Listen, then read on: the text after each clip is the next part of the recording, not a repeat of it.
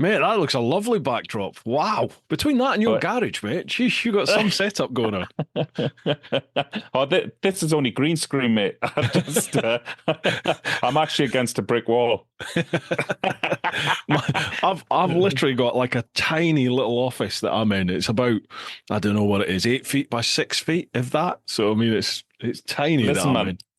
that's all you need. I use this for a lot of filming stuff. It's a Uh-huh. studio type of thing. So I actually do use it for green screen stuff Oh, and okay. everything else. So that's why I need a bit of depth. So I was just thinking last Christmas, I think it was, why don't I just make something of the bloody room for doing this sort of stuff as well, you know? Yeah, yeah. So Looks that's really the good. only reason I have this. Well, really good.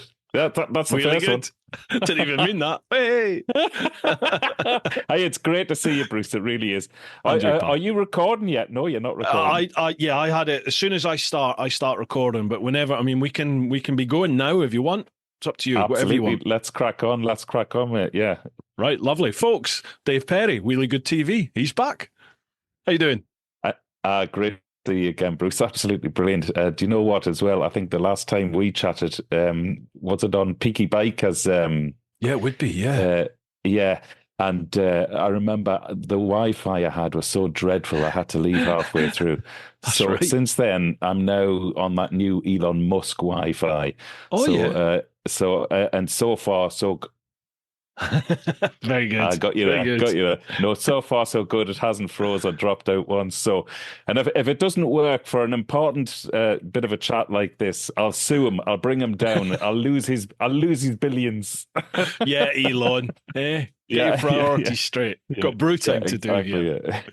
Yeah. Right, do you have No, a but tipple of choice at hand? I do. I'm not sure if this has ever been done before on your show. It's probably considered contraband on your show, but and please tell me if it's not allowed, and I'll change it for something else. But No props. it's actually a cup of tea. Mate, you're in So, good company. There's many people had a brew on brew time. Don't worry oh, about it. that is brilliant. Yeah, of course. Well, the clue is in the name there. So I have a good old cup of tea. I'll tell you something. I got back off holiday at 5 o'clock this morning. Mm. This isn't just makeup. It's a real tan. So I got back off holiday at 5 o'clock this morning, and I've been away in Spain for a few weeks.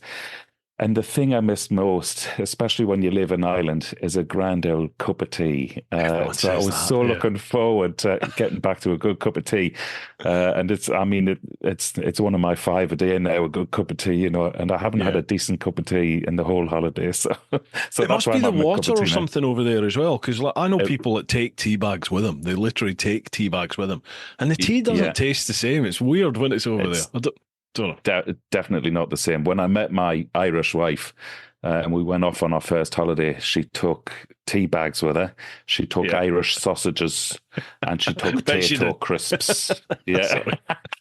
And I was just like, what on earth am I getting into here? But Yeah, now I'm one of them. I yeah, really am. I'm one of them now. yeah. She converted me, man. Yeah. Yeah, it looks like you've been losing a bit of weight. Mate, no, Or, no, or is it a anything camera but. angle? I You've think it's got one of them. camera. You've got one of them slim filters on. I must buy one of them. So, Must have, yeah, yeah. No, I mean, I've like I do rowing. Normally, it's in the new year, and I normally last yeah, 4 or 5 months before just life gets in the way, and that's that. yeah, And yeah, yeah. life's got in the way. I haven't rowed since probably May, I think, early May, but I I'm haven't had a itching to get ride back since at then it. as well. Say nothing. Say nothing. Here we go. Oh, I must say Hey. as well, in my cup of tea here, I've got one of them new Viagra tea bags. Doesn't change the taste of the tea, but it stops your biscuits from going soft. Boom, boom. Jesus Christ. Doesn't get much better than this, folks. So give up now, The old ones are the best. The old ones are the best. So yeah. mate. There's loads that I want to chat to you about as usual, but we do have Great. a lot of questions to get through. Do we? So yeah, yeah, mate. Wow, There's wow. there's a load. You're a popular guy. That's exciting. I always, I remember the last time we spoke. I don't know how long ago that was. A long time ago. 3 years ago, But I you were was last on amazed Brew that you. Time. How Three long ago? years. 3 years. Are you serious? Yeah. Oh my God. Time is flying. So, Tell me but I about it. remember then thinking, I can't believe there's one question. Anyway, this is great news. What Go on camera then. have you got there? Is that the Pocket? Dead right. Yeah, Yeah, it so I is. was Yeah. following you. Yeah. It's following. To be honest, for this sort of stuff, when it follows you, I find it a little bit distracting.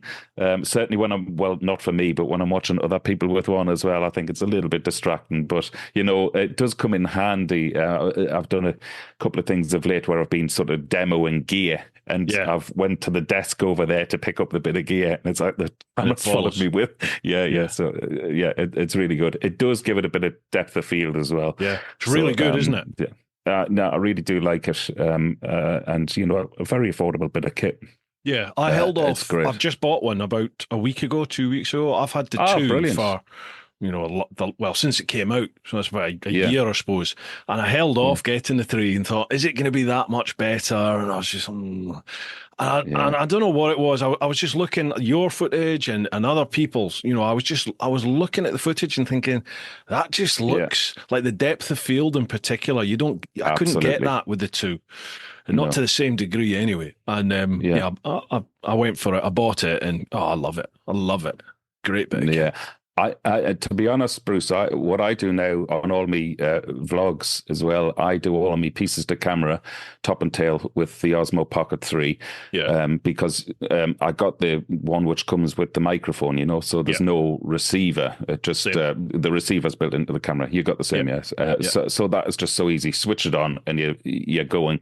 And then whenever I do the very rare bike review that I do, funny enough, I'm doing one next week. But I use the Pocket 3 for that as well. Mhm. Just because of the stabilization in it, especially when you set it in slow mo. So, Yeah.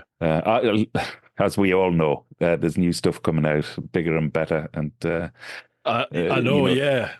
just great. Apparently September, isn't it? September, October time. I think that's That's when it DJI's all kicks favored off one. again. Yeah. Yeah, and it'll be interesting to see how GoPro come up against DJI this year round, because And Insta. yeah, and Insta, yeah, I Yeah. know, but I think it'll be very interesting anyway. But yeah, the Action 5 will be due out in September, so they're saying now. Yeah. So, Yeah. but, I mean, I've not done any like dedicated filming yet, but I've been trying them all. I didn't buy the yeah, Hero 12, the GoPro 12, because I had the 11, and the 12 yeah, don't look that much different to the 11 anyway. And no. I've literally got GoPro going back Oh, to I the first. see. That's the first one. That's the first Hero right Is there. it? Yeah, Is yeah, it? yes. Wow. 720. I've got that. There's the 2, the 3, the 4. I've got the session 4 and 5, then the 7, 9, Yeah, 10, yeah, 11, well, 2 11s. I was like a GoPro faithful. I just thought, no, I'm going to stick with them. I'm going to stick with them. The same as yeah, you and everybody yeah. else.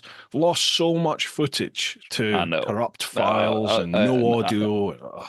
Yeah. Just, Well, if I was you though, Bruce, I'd keep that collection behind you, because I when they know. do go belly up, that might be worth a fortune.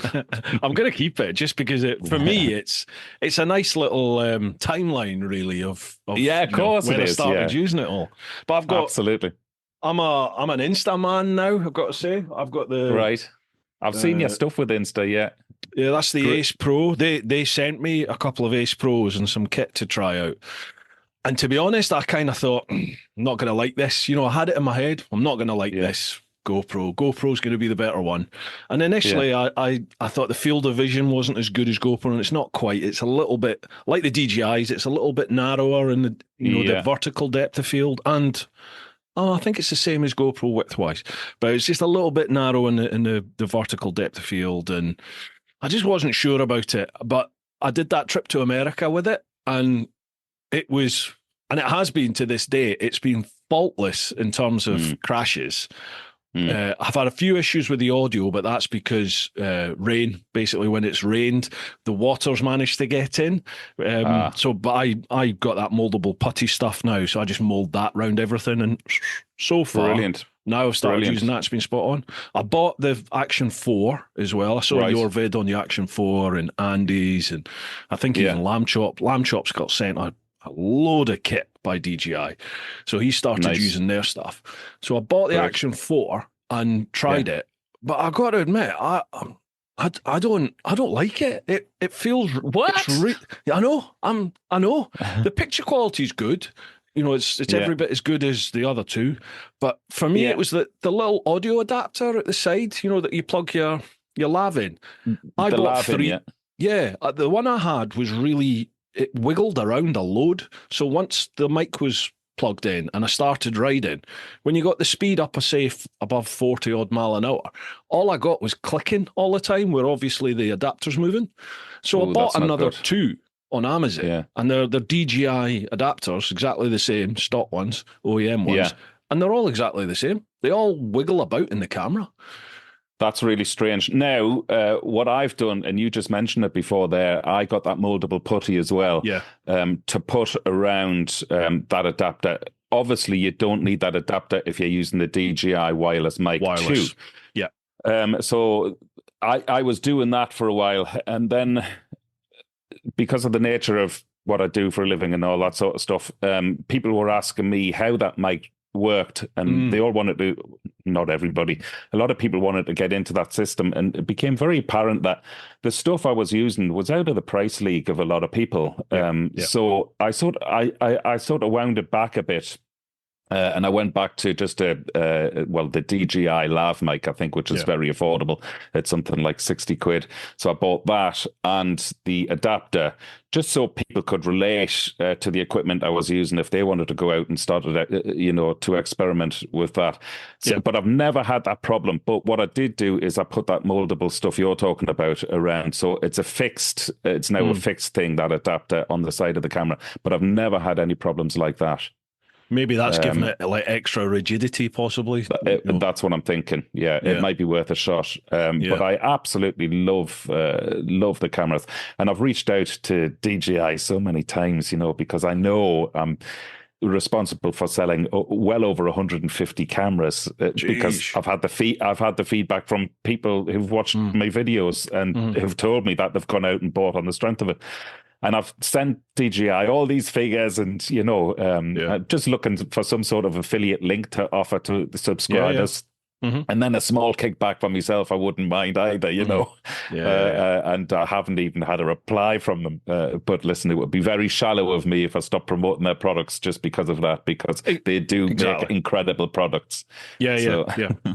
It's. I mean, I'd heard from Insta360 quite a few years ago. I think it was when the X2 came out, or it might have yes, been. Yeah, it was. Yeah, when the X was it the X. No, the original X, the original one.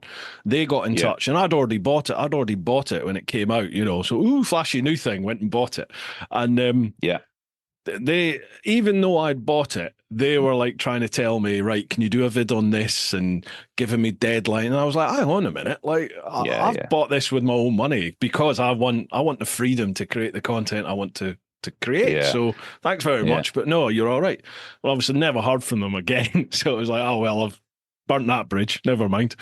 And then, Yeah, like the X3, I think it was. I bought the X2, and then the X3 came out, and I was just like, no, I'm not doing it. I'm not spending any more money because the amount of time I use the 360, it's just like, it's just not worth it.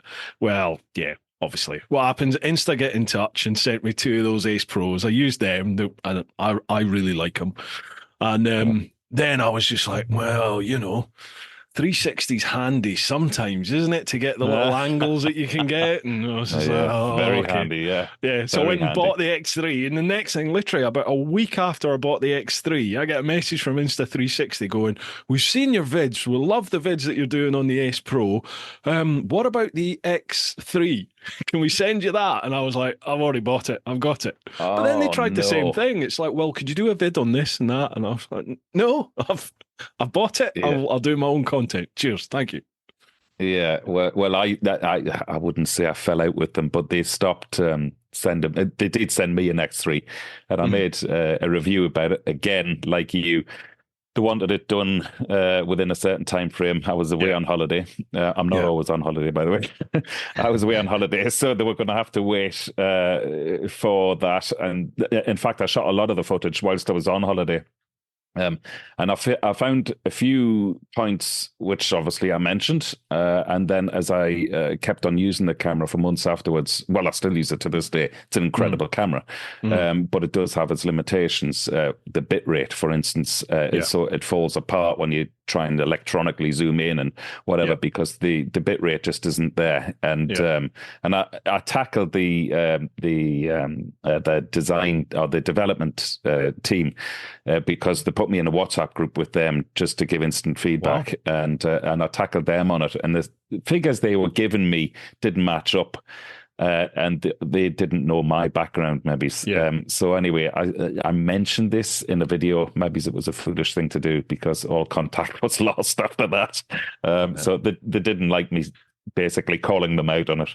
But I was right. Sorry to interrupt, folks, but just a quick shout out for this week's sponsors, who are, as always, Ultimate Add-ons. Ultimate Add-ons have been back in the podcast for the last few years, and I've been using their products since probably around about 2017, 2018.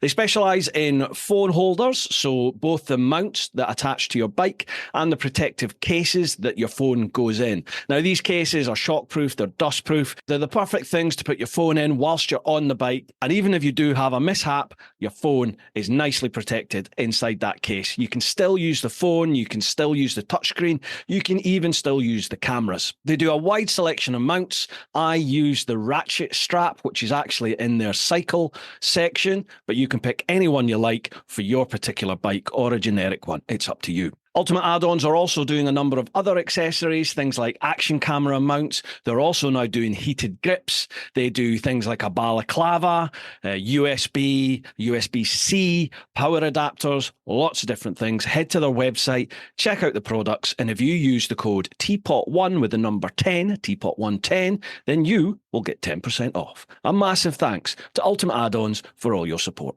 And a massive shout out to all of you over in the clan, over on Patreons, patreon.com/TeapotOne. I literally could not do this full time without your support, folks. So thank you from the bottom of my heart for going that extra mile with your support. You're also the backbone of the Bru Time podcast with all your questions. So keep them coming and we'll go from strength to strength. I kind of think, I'm finding this out, and I'm sure you are as well, that for me, it's a measure. It's a measure of a company how they handle criticism, and it has to be constructive criticism, isn't it? Because you can't just turn around and go, "That's shit." You know, like you have to give feedback as to, like what you just said there. You know, you've obviously got an established professional background and expertise in this line of work. So it's like, well, you got to listen to the man when he's giving you feedback on this because he knows what he's talking about. Whereas if you just stand there and go, well, that's crap, I really don't like that, and that's your feedback, I can understand why they dingy that. But yeah, for me, when companies go, okay, yeah, we take that on board, this is why we did it the way we've done it, but we can see the benefits from maybe doing the way you're talking about, or the feedback we're getting from customers is this, we're going to go down this route. Then for me, it's like, okay, well, the company's listening, isn't it? It's listening to the end user, and well, let's see what happens. Constructive. It is. Yeah. But there's definitely, it's maybe not so much the company, it's more the PR teams, isn't it? The marketing teams. Yeah, it really is. There's a guy I follow on YouTube called Gerald Undone. I don't know if you've heard of him. Like his channel. Canadian photographer, massive channel. And I will not buy a professional camera for my line of work without seeing his review. You know, it's a bit like going to you guys when I want to buy a motorbike. I'll always check out your reviews first, you know. So I go to this guy for camera reviews. And he has done a video fairly recently about this. And it turns out it's pretty much only Sony who do engage with people like Gerald and Philip Bloom and a few others whose name escapes me at the moment. But it's only Sony actually who keep coming back and say, well, let us know how to improve this. Let us know what you want. So they really do listen to the customers. You know, do you watch iPhone Do? iPhone Sorry, Do. Do you watch iPhone Do? So it's iPhone with do at the end of it. He's a No. Hungarian guy that lives out in LA now. Really, really good, very talented, creative guy. He's right into his music, but he does a lot of technical type vids, very much like Gerald Undone. You know, he goes into cameras and bits of kit and new technology and stuff like that. And he had a really scathing vid on Insta 360, actually, in that he'd given them feedback and they were, I think they were a little bit shitty with how they dealt with the feedback, and they were trying to tell him what he wanted, what he had to say in his vids, and they didn't like this negative stuff here, and can you maybe focus on that rather than this? And he was just like, he just came out with a vid to people and just said, I've been asked to do this, but I'm not doing it. And this is what I think, and that's the way it should be. He does a lot of work with Sony as well, actually, funnily enough. But yeah, it was interesting that Yeah. I mean, he's moved. Like everybody basically moved from Canon to Sony, didn't they? About maybe 5 years ago, 4 or 5 years ago. Seemed like all the big vloggers moved from Canon across to Sony. That's right. Although Peter McKinnon, I've noticed, he seems to have gone back to Canon. Yeah, he's back to Canon now, isn't he? Yeah. He likes Fuji as well. So I love his channel. I think it's fantastic. Yeah, I love his style of videos as well. Yeah. And do you like Casey Neistat as well? I love Casey. Yeah. In fact, I came back on the worst flight ever last night from holiday. Did I mention I got in at 5 o'clock this morning? So apologies if the audio slips out, right? But Casey Neistat's video was one of the videos I downloaded to the phone to watch on the flight on the way home.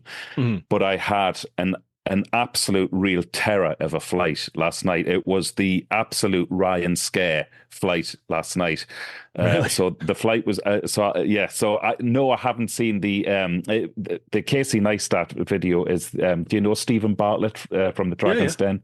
Yeah, and he's got this podcast series called Diary of a CEO. It's brilliant. Yeah, well, I love the format. I love his guests, and so I was going to watch the Casey Neistat one last night on the flight.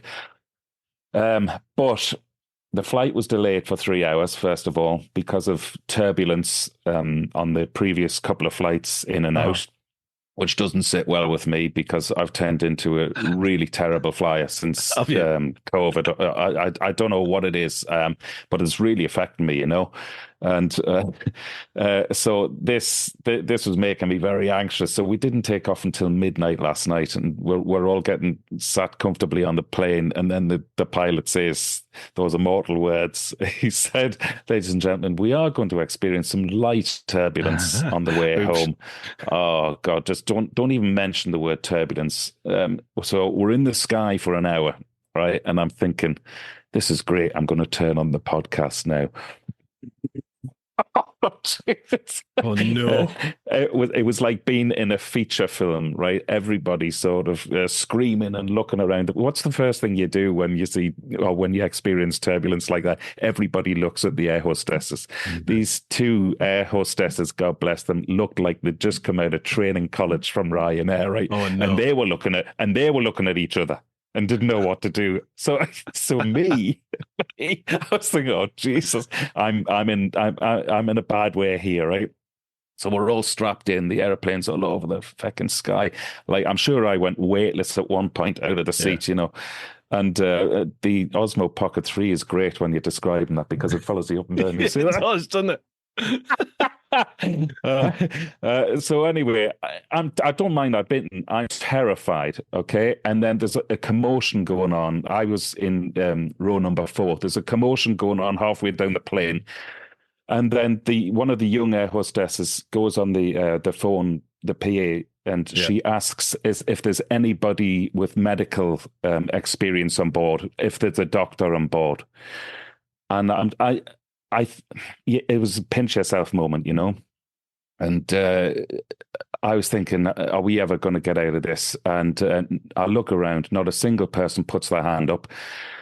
So I was thinking, it's hardly surprising with this amount of turbulence and terror on the aeroplane. Somebody's probably gone into cardiac arrest halfway down the plane. Now, I was with my wife and 4 kids, and we were all split up around the plane. We couldn't sit together. So I was just, out of my seat, as everybody else was, now and again, just to try and see what was going on. I was out of the seats just to see if my kids were all right. So I did the head count. I could see my kids were all right. And I thought, okay, buckle up again. We'll try and get through this. Still nobody with medical experience on the plane. And then one of the other hostesses, she was running down with a sick bag. And I'm thinking, they're going to need more than a bloody sick bag if somebody's had cardiac arrest. This is all in my head, the cardiac arrest thing. I'm making all of this up because I'm so terrified. Half an hour later, we're out of the turbulence, and they're leading this 13-year-old, I'd say maybe his 14-year-old lad down with his mother, and he just looked full of devilment, right? And then I'm thinking, if that's what the emergency was, I know exactly what's going on here, right? He was nearly smirking, I mean, the only thing wrong with this lad is that he needed to kick up the hole, not a doctor. He needed a bloody good kick up the hole. So they take him into the toilet to try and get sick or something like that, and he comes out. He looks as right as rain, and he's obviously pushing the boundaries, this lad, I reckon, just to see how far he could take this. And his poor mother, God bless her, she looked at the end of a tether, and I dare say it's not the first time she's experienced something like that with him. He really did look full of devilment. Anyway, emergency's over. The turbulence has stopped, and when we landed eventually at 5 o'clock this morning in Dublin, they called an ambulance to come and meet this kid off the plane. Right now, so I'm sat in row 4, so I'm seeing everything which is going on here. And the aeroplane door opens, no ambulance, because the ambulance has been diverted to another flight where there is a proper medical emergency. And I heard the mother saying to the air hostesses, "Don't worry, he's all right. We don't need an ambulance. He's fine. He's fine." And I was thinking to myself, if he was my kid, he'd need a fucking ambulance. All right, let me tell you, he'd need an ambulance man to take the shoe out of his hole. So, so was he just playing up for attention? Is that all it was? He was playing up. He was playing up, and I thought at one stage the plane was going to be diverted. Yeah. He was playing up. I could say, listen, I got teenagers. I know that look. Now, thankfully, none of my kids have done that one before. But he'll tell his schoolmates that when he goes back to school after the summer holidays, the little brat. So that's a wee cog. Yeah. So this is it anxiety you've got then about flying?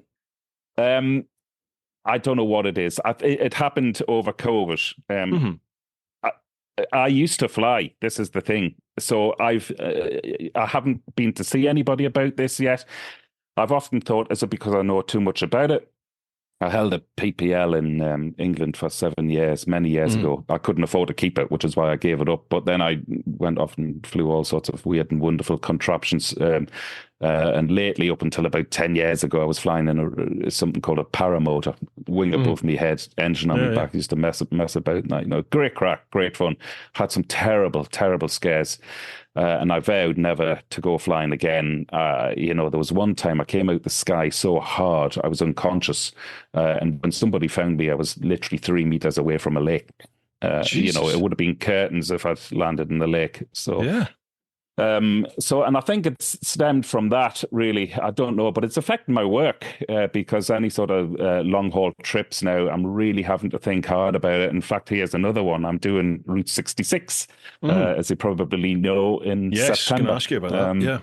So, and the flight to Chicago from Dublin is 7 hours, and I've really had to talk myself into doing this because I nearly cancelled the opportunity to do Route 66 because of the flight over there. And I dare say I'm probably going to maybe go and see a counsellor about it. Yeah. And it's absolutely irrational, illogic. I don't know where it's come from.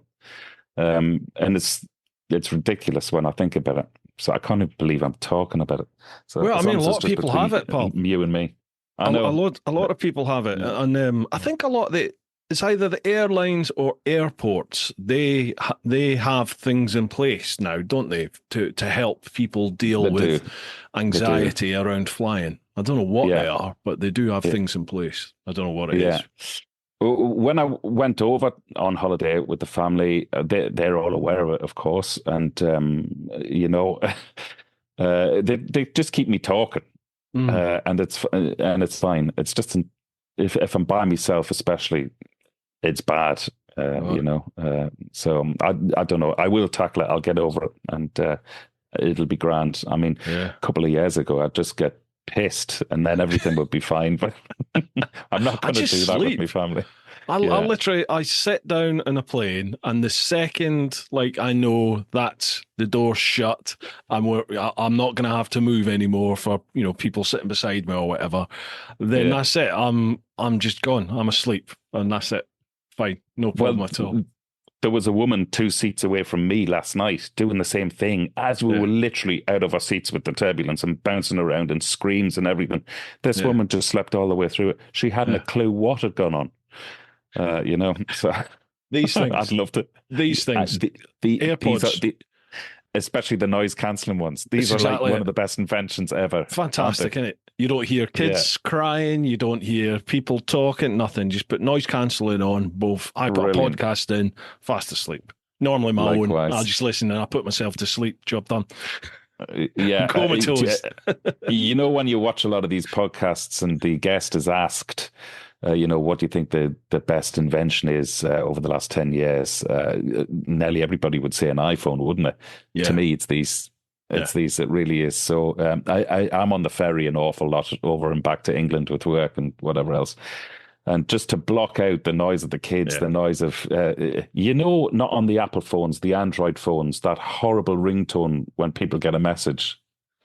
And I can't even recall it. It's a really annoying little sort of ringtone when somebody's message comes through, and every Android phone seems to have this.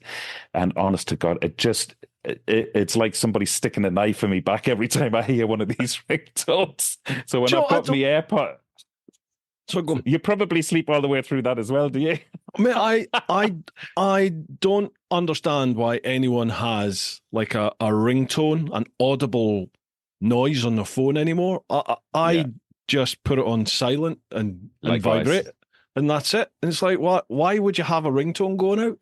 I know. I feel it, and I've got the watch as well. I'm a full Apple boy, so if my phone rings, my wrist is vibrating if I haven't got the phone on me. So why do I need the tone, the ringtone? Anyway, never mind. It's so and the other thing that annoys me, people that put their phone calls on loudspeaker and then sit on the train or whatever. I'm like, you inconsiderate, rude twat. It drives me insane. I often have to sort of check myself and wonder if this is all me. If I'm just becoming old and grumpy and intolerant of people, but this is very reassuring to speak to yourself, Bruce, and to find out that somebody else is the same anyway. They are brother from another mother, mate. I tell you, I'm the same. Really annoys me. I just think, why would you do that? What? Like that just, to me, that just shows blatant disregard for anybody else. That's all I think. Absolutely. I just think you rude, self-obsessed twat. 100%. 100%. Yeah. Anyway, I'd love to have the balls. Maybe if I was your size, I could do it. To go up to somebody and explain how inconsiderate they're being. But no, I'd probably get a bloody good thumping if I tried it. Oh, my wife will. My wife will literally stand up, turn around, and just stare at them. Really? It makes me feel uncomfortable. I'm just like, oh God, oh no. She's like, no, she's going to go and pick a fight. Love it. Yeah. Right, questions, mate. Let's crack on with these questions. All right. So, first of all, we'll go across to the clan over on Patreon, patreon.com/TeapotOne. First one, Louise Worsfold. How you doing, Louise? Evening all. Dave, you are allowed to go back and speak to yourself from 3 years ago for 5 minutes. What advice are you giving yourself? Not just with motorbikes and YouTube, but life in general. Ooh, that's a good one. And I'm glad that's to you. Oh, God almighty. Right. The thing I can think of is that I understand what Louise is saying, not just about motorbikes and whatever else, but actually, when I started my YouTube channel 4 years ago, I made a promise to myself when I was 50 years old that it was going to be true to me, which I hadn't really done before. I'd always convinced myself that I liked my own company, and I didn't. I'd always convinced myself that I was good at this when I wasn't. So around the same time, like I say, when I was starting the YouTube channel, I thought to myself, I'll give it a year and I'll be me. And I've got to be honest with me as well. And if I don't like me, if I don't like what I'm doing, I'll pack it in. I've wasted so much time over the years in my life doing things not to fit in, because I was never one of those, but trying to maybe be better than my capability. Oh, you just froze. And we're also sponsored by the Influencer Store. Now, I've got some blurb to read out for them. The Influencer Store helps you build your brand, big or small, providing you with a solution and apparel. We help you to increase your fan base while supporting you with starting your own influencer clothing line with nothing more than just an idea and a design, and there are no hidden costs. For more info, come check us out at theinfluencerstore.co.uk or drop us an email at online@influencerstore.co.uk for more information. Now, all my current merch over at TeapotOne.com, that is all handled by Roger and Charlotte and their family over at the Influencer Store. So thank you for all your support. And lastly, a big shout out to all of you who are either watching a podcast or listening just now on your platform of choice.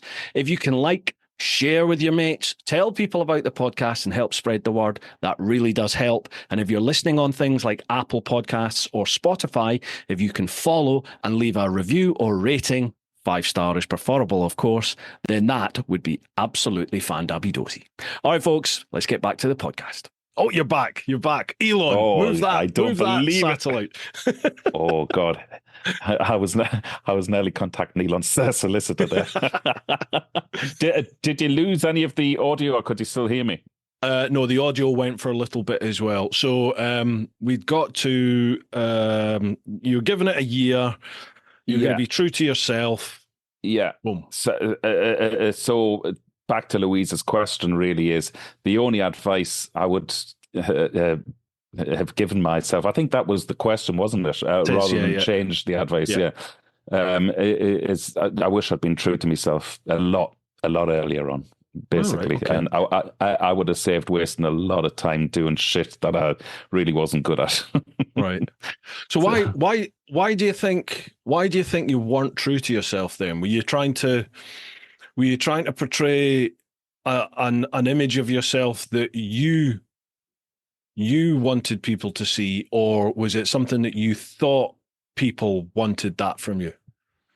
Does that make sense? Really, bit of both. Yeah, it does. Yeah, and definitely a bit of both. You know. Yeah. I always love when I'm away with the crew, so to speak, and if we're away on assignment filming, I always love being the one in the bar telling the stories, the one on the piano, the one trotting out a few songs, whatever. You know, and back in my younger days, I might have been able for that. You know, but.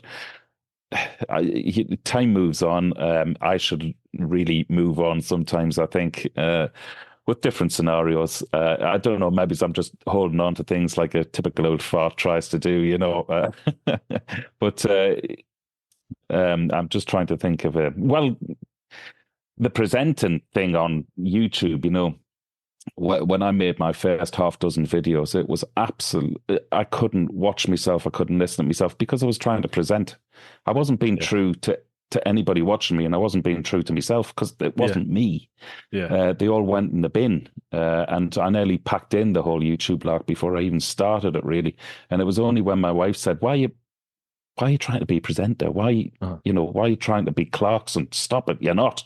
Yeah. You know, so when I went out as Dave, and just, you know, I think doing what we do, we're all storytellers, and I've always considered myself as a storyteller. I think that's one one quality, one skill I do have. Yeah. And so when I just went out and forgot about trying to present and just told the story, which I think the first video I ever did was about my FGR 1300. And I just, rather than trying to review it, because I knew I'd only just got into bikes. And there were people who, well, people like yourself who've been biking all their lives.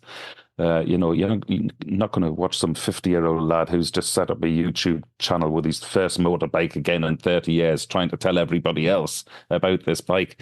So rather than trying to present like that, my first video was just, okay, I'll change the dynamic of all of this. I'll be true to me, true to the viewer, and just say what I'm thinking about the bike, rather than trying to present the bike. You know what I mean? So it's little scenarios like that. And it's really stood strong to me over the last 4 or 5 years. In fact, this is quite deep, this now. I've often thought to myself, I wish I was the same person I am now 30 odd years ago, because I would have liked myself an awful lot more. Because when I think back of the way I was, trying to put the face on, I suppose there's a little bit of that in everybody. But I don't know, maybe you hit a certain age where you say to yourself, you just don't give a shit anymore. I think age is a big part of that, isn't it? It's that experience and not so much confidence, but maybe inner contentment. You get to a stage, don't you, where you're just like, right, do you know what? I'm me. And this is who I am. You can't Billy Bollocks. You can't bullshit about you forever, can you? And that's it. I just kind of take the attitude that if I try and be somebody else or lie about anything, at some point I'm going to trip myself up, and somebody out there will notice. And the second someone can turn around to you and go, "You're full of shit, and this is why you're full of shit," bang, here's the evidence. Yeah, you're foolhardy now, aren't you? It's like your integrity's gone. Yeah. So it's just, well, what's the point of risking that? Just be yourself. Just be you. And those that like you will be attracted to you. They'll want to spend time in your company, whether that's through videos or personally or whatever it is. You're never going to please everybody, are you? There's plenty of people out there that think I'm a complete cockwomble. My wife half the time as well, but you'll also attract people who do like you, and they're the ones that you want to surround yourself with, isn't it? They're the ones, for me, my community that's attracted to me as in who I am. They're the people that I enjoy spending time with and I enjoy interacting with. And, when they give you feedback on stuff or criticism on stuff, you listen to that and you go, right, okay. Maybe I do need to try it from this angle or from that angle, or I haven't thought about that point of view that you've just given me about that bit of kit or that bike. Okay, make a note. I'll have to keep that in mind for the next one. Yeah. Right. I think ultimately it was YouTube who taught me that lesson. But I've taken that lesson and I've listened to that lesson and I use it right throughout my life now. And I'm not, I'm just me. I'm a very happy 54-year-old guy, to be honest. And 10 years ago, I'm not sure I could have said I was a happy 44-year-old. Interesting. Because, but YouTube has been incredible for me since I started this when I was 50 years old. I know this is cliche, but it has changed my life. And without doubt, categorically, it's made me a better person. And the other thing, one of the qualities I've always prided myself with is that I can smell bullshit. It comes from doing what I do, and I'm sure it's the same with yourself being in the police force. When you're meeting people all day long, you get an uncanny knack of smelling people before you've even met them. And I would hate to think that anybody, the way I think about other people sometimes, I would hate to think that anybody was thinking that about me. And I'm sure over the years, many did, because they didn't really know the real person underneath the facade, But now everybody in my life who I come into contact with gets the real person anyway. Yeah, definitely. You kind of... God, that was deep.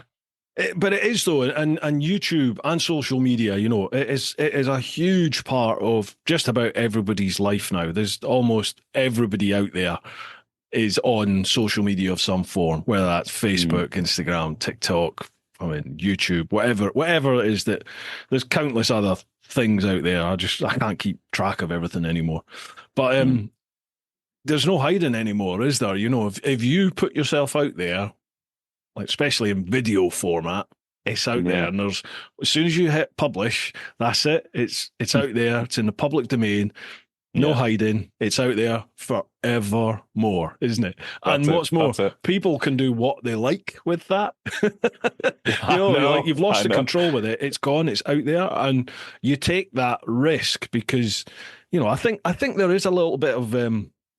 I think there has to be a little bit of narcissism in there to an extent because well, I certainly do. You want people to like you. You want people to enjoy what you're putting. Maybe that's not narcissism, but I put content out there because I want folk to enjoy the content I'm creating. I want people to be inspired to travel, to get on a bike, go somewhere, to try a bit of kit. Like you want people to get something from your stuff, don't you? Yeah. You want to have an impact on them to whatever. 100%. If you didn't think like that, I'm sure you wouldn't do it. If that is the underlying message with most of us, I would have thought, for doing this YouTube thing. I'm certainly not doing it for the money. Mate, tell me about it. Yeah, I was watching one of your vids a couple of weeks ago, the one where you said changes in life. You were thinking about changing directions in the channel and all this sort of stuff, and that's exactly where this is coming from. Yeah, I totally get where you're coming from. I've done a couple of them myself. I think over the last year or two, it's a combination of things, isn't it? And that you put yourself out there, you sort of lay yourself bare on the channel, and sometimes you feel nobody's watching. Like I look at some of the other stuff on YouTube within the motorcycle sector. I look at vids and I just think, what's the difference between that and any of the stuff I've put out? And then you start comparing, don't you? You look and you go, Jesus, you've got 100,000, 150,000 views, or, hundreds of thousands of subscribers. And, you just think, well, why have you got that? And this has only got this. And like, I'm sure you must, with your technical background, you must look at some footage and go, well, like the technical aspect of their footage is shot. Basically, I've tried the professional style with filters and my frame rates and ISO and everything like that, and I'm totally out my depth. So it looks horrendous. I just whack it on auto now. I just leave it on auto, and that's what most people do, I'm sure. But you listen to some folks' audio, and like their audio peaks and there's pops, and you obviously take great pride in what you do, and you can see in the videos that you produce, the tutorial style vids that you do, you're thinking about, like the gain levels and mics being too hot, and you're explaining all this to people. You watch some of the big channels and you're like, they either don't care or they don't know, because like the technical aspects of it and the editing, you just think, there's nothing big about this. Why is it so popular?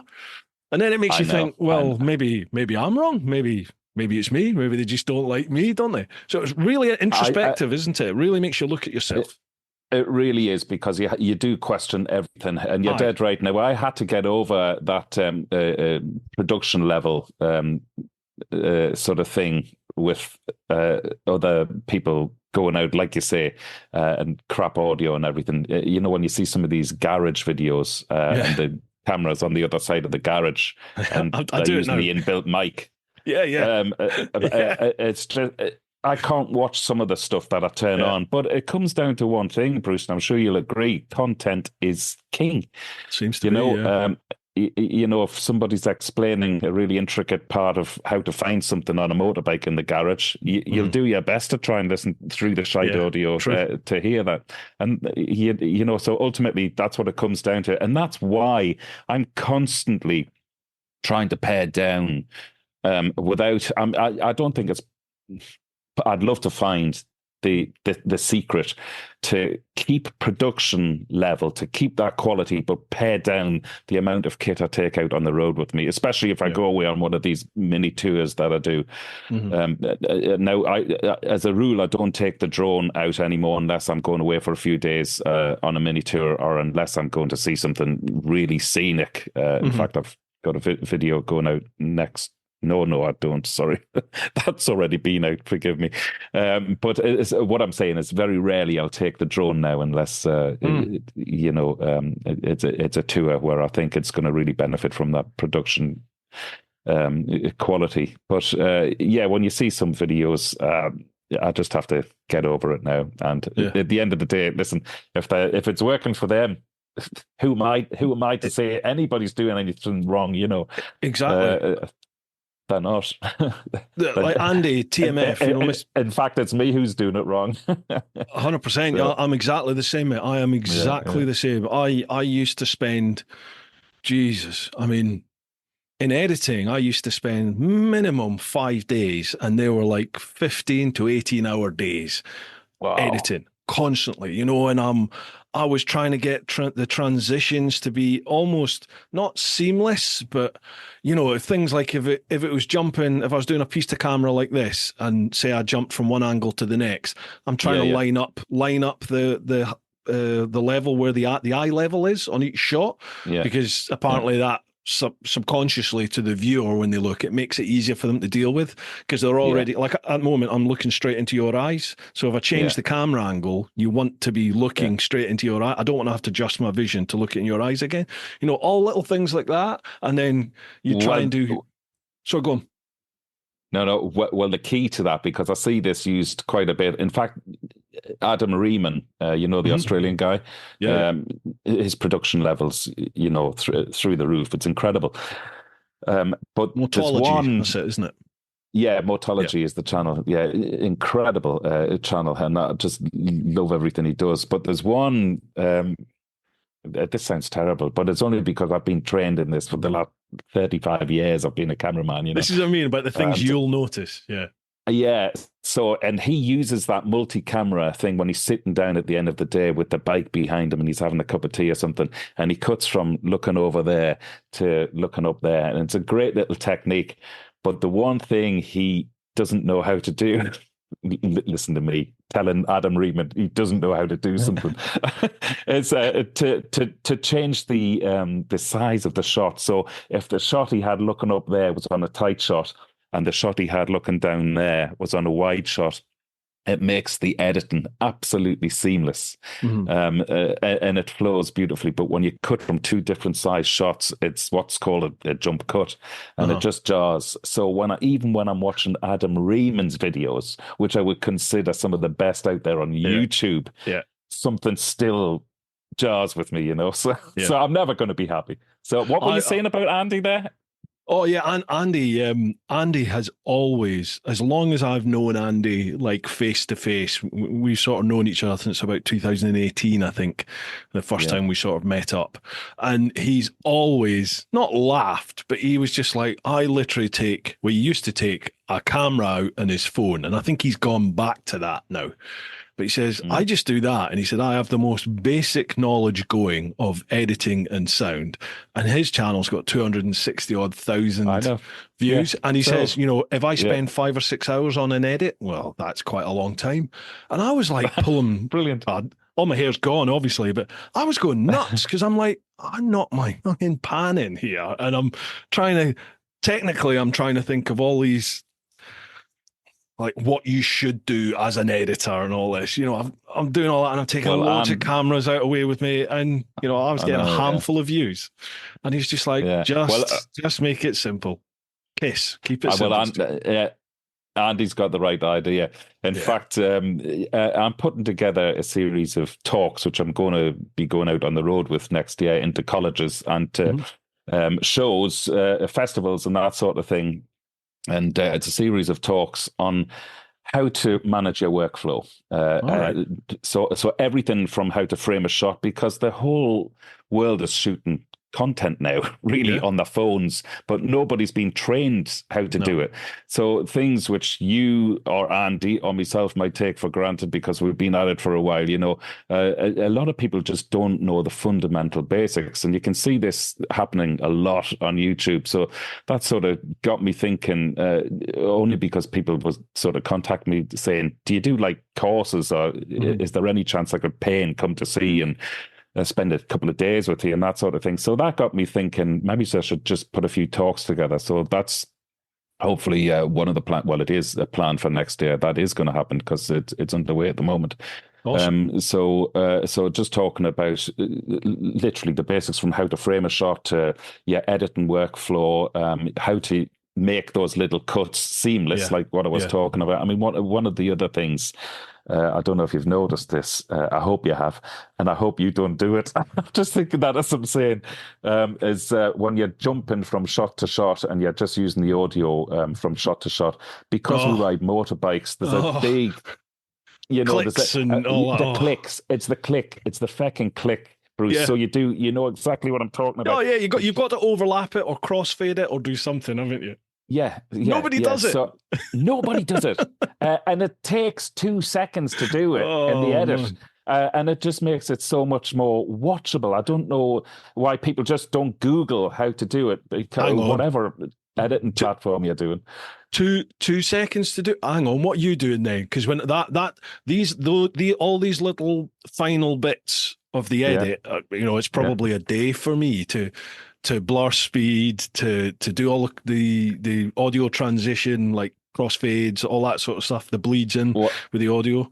I'm going to give the viewers a little tip now, because I'm sat in front of my editing keyboard here at the computer. So I'm using Final Cut Pro to do that instant mix between 2 sound clips. You just, with your mouse or your trackpad, just draw a little box around the 2 audio segments, and then you press on an Apple computer Option and T, and that automatically blends the 2 sound clips together, and that's it. Less than 2 seconds.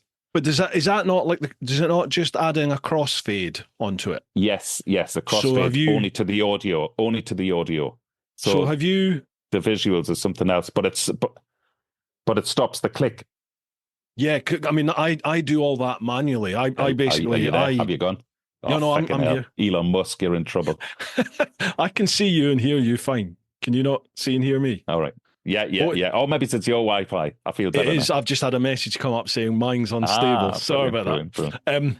Yeah, the way I do it is I detach all my audio. I use Final Cut, so I detach my audio, and then I always if it's in like stereo, then I'll convert it to dual mono once if I'm using I'll use 2 different channels if I'm recording the comms chat, because I'll have my mic on one channel and the comms chat on another channel, and then normalize the audio and do all that spiel. Then I bunch it back into a dual mono file, and then I just highlight all the audio files, and then I just apply a crossfade to it, a crossfade transition to it, which I think is Option T. But on mine, that's all one. I think it's a second. It's all 1 second sort of length crossfade, and I then have to highlight each individual crossfade and change the duration to 20 frames. I normally go either 15 to 20 frames, but then I have to listen to it, because sometimes you get a bit of bleed from one audio to another, don't you? Particularly if I'm talking, if I'm talking away and then I decide, right, I'm just going to stop the audio there, but the actual audio file, that's just me taking a breath, and then I start talking about something else after it.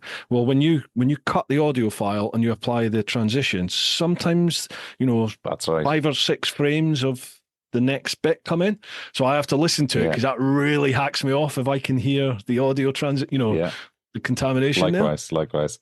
So Option T. So there are so many ways to do that quicker. Obviously, I won't go into it now because we'll be here for.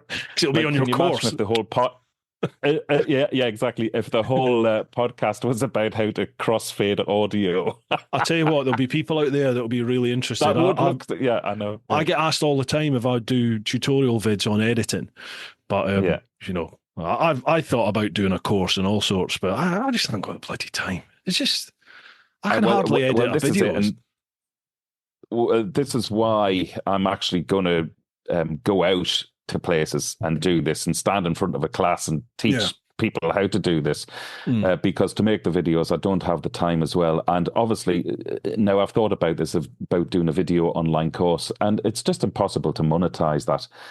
So, if I actually physically stand in front of a class or at a festival or a road show, whatever, at least I'll get paid for my time there, to monetize sort of masterclass videos.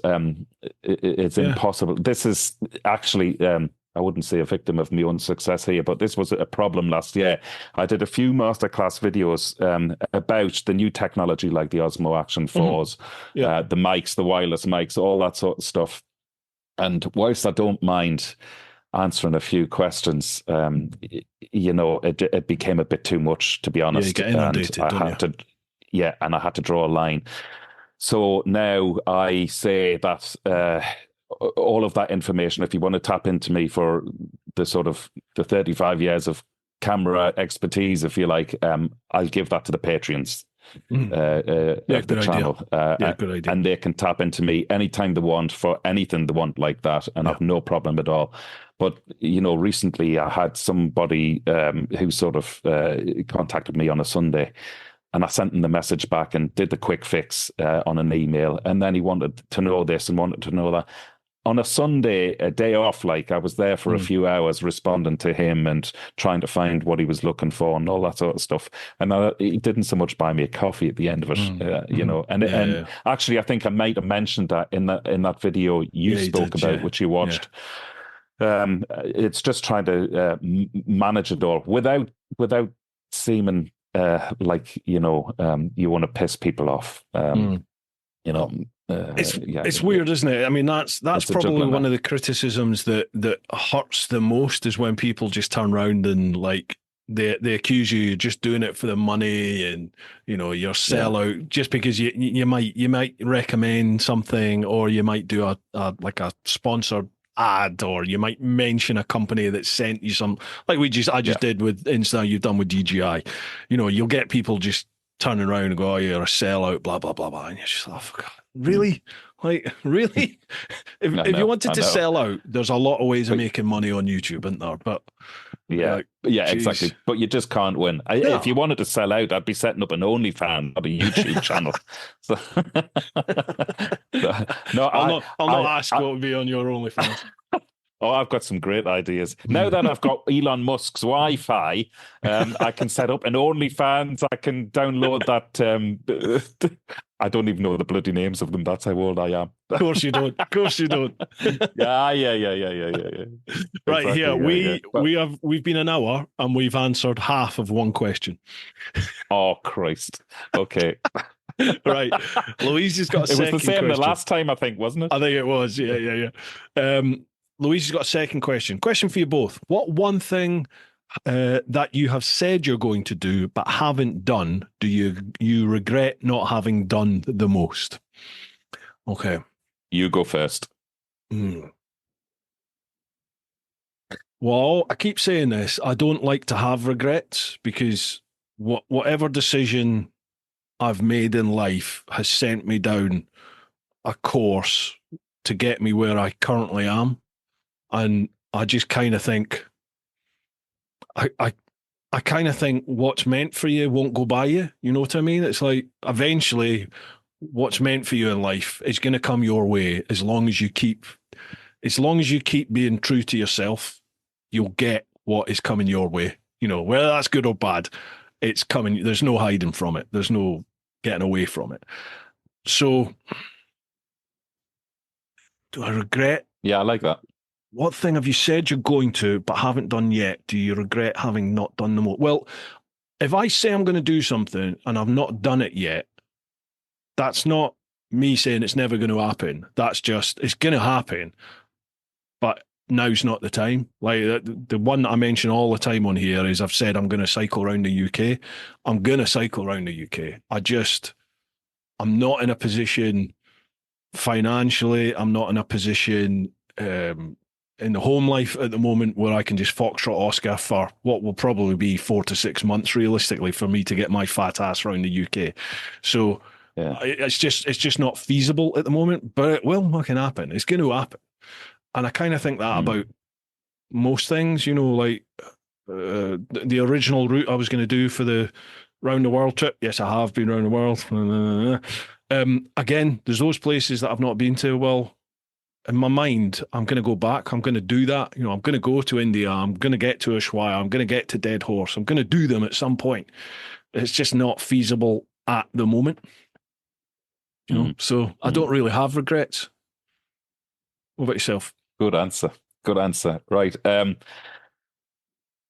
I think you pretty much answered half of my thing that I was thinking of as well. Just because I haven't done it yet doesn't mean to say that I won't. Like, one of the things on my bucket list is to actually join a male voice choir. And just because I haven't done it yet doesn't mean to say that I won't. I'd love to do that, probably when I retire. If there's ever such a thing in this world now as retiring. But that's one of the things that I will get around to doing. I think as a dad of 4 kids, I've said since the first one was born, I must make more time for the kids. And if I'm totally honest, I have that haunting regret. And I do beat myself up about it from time to time because I've spent life on the road providing, really. And, there was a stage 10 years ago where I'd arrive home on Christmas Eve and my wife would have the whole house decorated, all the presents bought, the kids all hyped up for Christmas. And I would just come into the house like a visitor and spend Christmas for 2 weeks and then be off again. But, beggars can't be choosers, and somebody has to pay for the life we have. And fortunately, the kids know that. It's all they've ever known, and they do appreciate it. And weirdly, we were having this conversation recently because, my eldest laddie now is 22 years old. He's going strong with his girlfriend who joined us on holiday there. And I'm sort of asking them what their intentions are, and, any sort of patter of tiny feet coming along anytime soon, 22, and that sort of stuff. Yeah, I know. Yeah, but I've always said, because of me beating myself up about spending so much time away from my kids and not giving them the time that I said I would. I've always said I'll make a much better grandfather than I would a father. I was going to say, Grandad Dave, you're looking for that time now. I get that. I really am. Can you imagine? I sympathise with you totally. I'll definitely pour more time into that. Yeah. So I'm kind of the same, in that I've just gone through and said I don't have regrets. I do have one, and that is that like things didn't work out with my son's mum and I made the choice to leave, and I've always felt guilty about denying my son the sort of upbringing that I had. Like my mum and dad stayed together. They argued like cat and dog, but they stayed together, and I had that stable background. But then, my son's mum met her now husband, who's fantastic, and he's a fantastic stepdad and role model for my son. And I've met Nikki, and she's the love of my life, and I've got this life down here. Again, what's meant for you won't go by you, will it? But it does stick in my mind that I just think, I wish I've missed out in being there as the everyday father figure for my boy, and he's not had me as that. So I do feel guilty about that. That is a regret, but again, if we'd stayed together just for that, it could have been a horrific home life for the boy, couldn't it? Yeah, absolutely. So much better the way it worked out. I always find this incredible. You just said, you've just implied that you get on with your ex-wife's new husband. We go for a beer together. I think this is absolutely incredible. I mean, there's a reason I live in a different country. All of my ex-girlfriends have wanted to kill me, to behead me. And I literally had to move country to get away from that. And then when I married my Irish wife, she had 3 of her ex-boyfriends at a wedding. And all great guys, all lovely guys.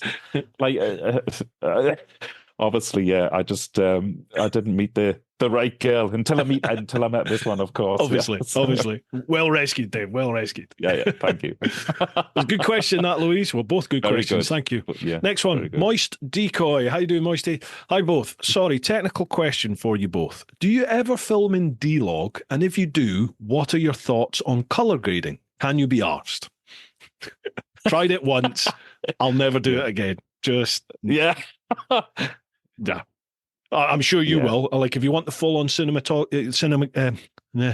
you want the full-on cinematic experience with the real high production values, D-Log's obviously the way to go. But it just adds, for me, it just adds so much more time to the edit. And what's the end result for the sort of stuff I produce? You know, the payoff's not there really for me. Yeah, I sort of echo that really for you for the YouTube videos when I'm shooting. I mean, obviously, broadcast is all shot in D-Log now. Yeah. So I shoot D-Log all the time, but it's great at the end of the day because I just copy the footage onto a hard drive and let the editors and the color grading specialists do the rest of it. But for me to have the time when I'm already trying to cut down the time on producing YouTube videos, I think I tried it when I did the Connemara series. I think I shot that in D-Log, but the Osmo Action 4 records in its standard inbuilt color in 10-bit now. So, and the difference between 8-bit and 10-bit is something like 16 million colors compared to over 1 billion colors. So you can still shoot with a full color profile in an Osmo Action 4. And because it's 10-bit, you can still manipulate it ever so finely. And, if your skies are blown out, you can still bring them back because all of the information is there. So I wouldn't bother me bollocks, to phrase an Irish saying. I wouldn't bother me bollocks shooting in D-Log for YouTube anyway. And I'm not sure at the end of the day, everybody's looking at it on a computer screen or a phone, well, mainly, and then, so depending on what they're looking at, you're never going to get the true effect of what you've just color graded, spending all that time, because everybody's screen's going to be set to different parameters as well. So no, broadcast, yes. YouTube, no. Yeah, absolutely. But Moisty, but that being all said, make the content you want to make, mate. So if you want to spend a month on a vid and you want that vid to be the best possible thing you can produce, do that. Yeah. Chuck it out. Yeah. And you'll attract, sounds corny, you'll attract your tribe. You'll attract the community that like you and your vids. And if they're used to one vid coming out every 4 weeks, 6 weeks, 8 weeks, however long it takes, then they'll wait. You know what I mean? You're not going to get the explosive growth of someone that's punting out 2, 3, 4 vids a week. But, you will definitely have people that are invested in you and your channel for sure. Anyway, second one, if you had a month to travel anywhere and the cost wasn't a problem, where would you go? Cheers both. Keep up the most excellent vids. A month to travel anywhere. Well, you've pretty much done that anyway, haven't you? Yeah, but there's so many places I've missed out, man. There really are. A month. I mean, I could go back to places I've been and spend a month. Yeah. But there's so many places I've not been that I want to see. I really want to go Mongolia. I'm gutted I missed that out on my trip. So Mongolia's there for sure. Did you go to Vietnam? No, I didn't. No, I did Laos, but I didn't. You could, at the time, and I'm sure it's still the same, you can't bring big bikes in. I think 125cc was the biggest, or maybe 250cc was the biggest. So you couldn't. In fact, I don't think you could import Western bikes into Vietnam at that point. So I got to Laos, but that was as far across as I could go. I had to sort of miss out Vietnam after that. But I'd like to do Nepal. Who's just been to Nepal? Someone's. Andy Riemann, wasn't it? No, I'll tell you who it was. Oh, good God, why have I forgotten? The guy on the German chap has been on the podcast that's on an electric bike, Eve, at the moment. What's he called? Young German chap who's traveling around the world on an electric motorbike. He's in Nepal now on the electric bike, and it looks. I'm so sorry, I've forgotten his name. Oh, If you're watching or listening, I'm But so sorry. Forgot. it's that What's his age name? thing again, Bruce. I was chatting to him today or yesterday on DMs. Oh, I've forgotten. That hole's getting bigger, Bruce. Sheesh. But yeah, Nepal. Nepal's definitely somewhere I want to go and see. Mongolia, I definitely want to go and see. There's so many. What about yourself? Vietnam. Yeah. Yeah. Vietnam, Okay. without a doubt. I loved the people, I loved the food, I loved the scenery. And I was never there on a bike. I was Uh-huh. there filming. I'd love to go back. As with all of these places I go to in a filming capacity, we dive in and we jump out. You know, we shoot, we go there, we shoot what we have to shoot, and then we're gone again. And I never spend any time anywhere for myself, just because of the nature of the beast. So I'd love to go, and I've made a list over the years, a mental list of the places I'd love to go back to most, and especially over the last 4 years, places I'd love to go back to with a motorbike. And Vietnam is absolutely top of the list. I was knocked out by that place, and I'd love to go exploring. And that stuff Andy Riemann does. Why do I keep talking about him? I haven't got That's a good. man crush on him or anything like that. But that, you know, that the nature of his videos, I'd love to do something like that in Vietnam. So yeah, if I could afford it, I'd be back there like a shot. He encapsulates, I think, so much of what biking is about to me. You know, he's got the travel side of it. He's got the therapy side of it as well. You know, just the way the bloke chats about stuff. He's got a really good way of conveying what he's thinking, what he's feeling, why he's doing something, what he's experiencing as he's going through. It's just, and as you said, it's incredibly well shot and edited, isn't it? I mean, how many people does he take away with him? Can't just be him. It is. It's just him. And How does he get all even these has the shots? drone. So he has the drone.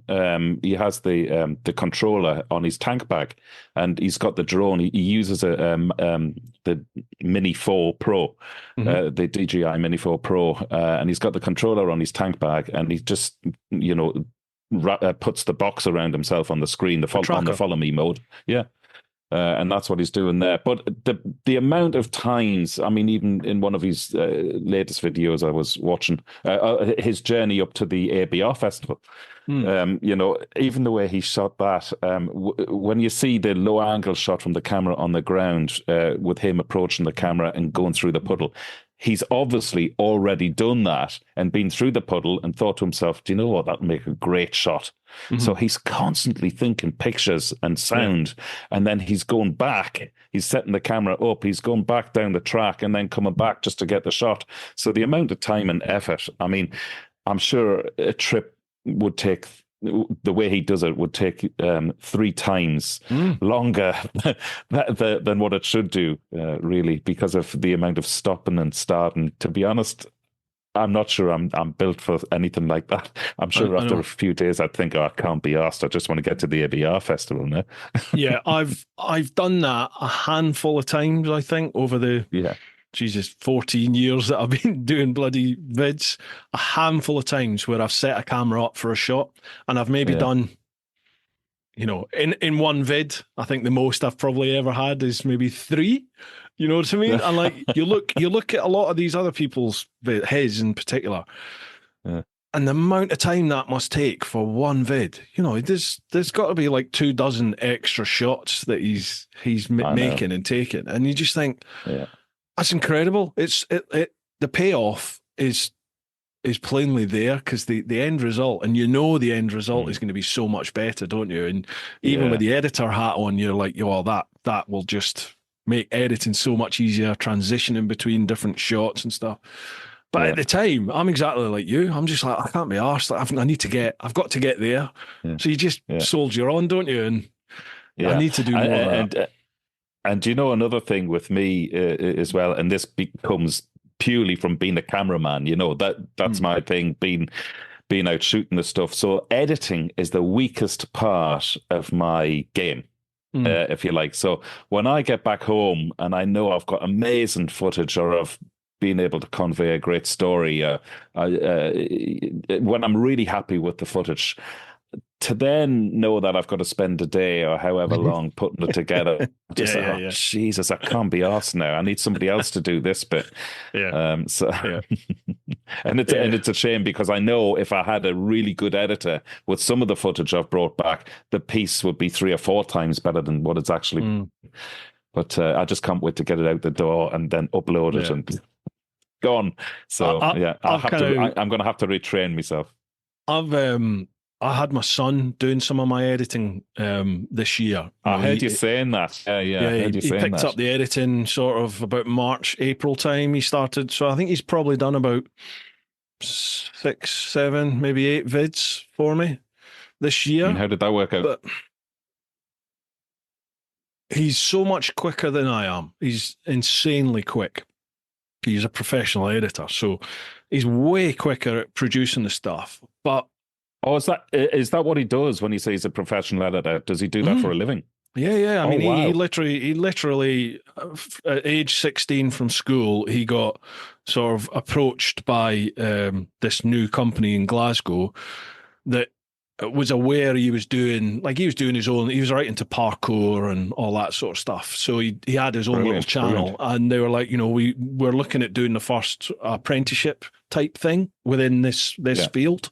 Would you be interested? And I think he'd had enough of school, so he just jumped at the chance.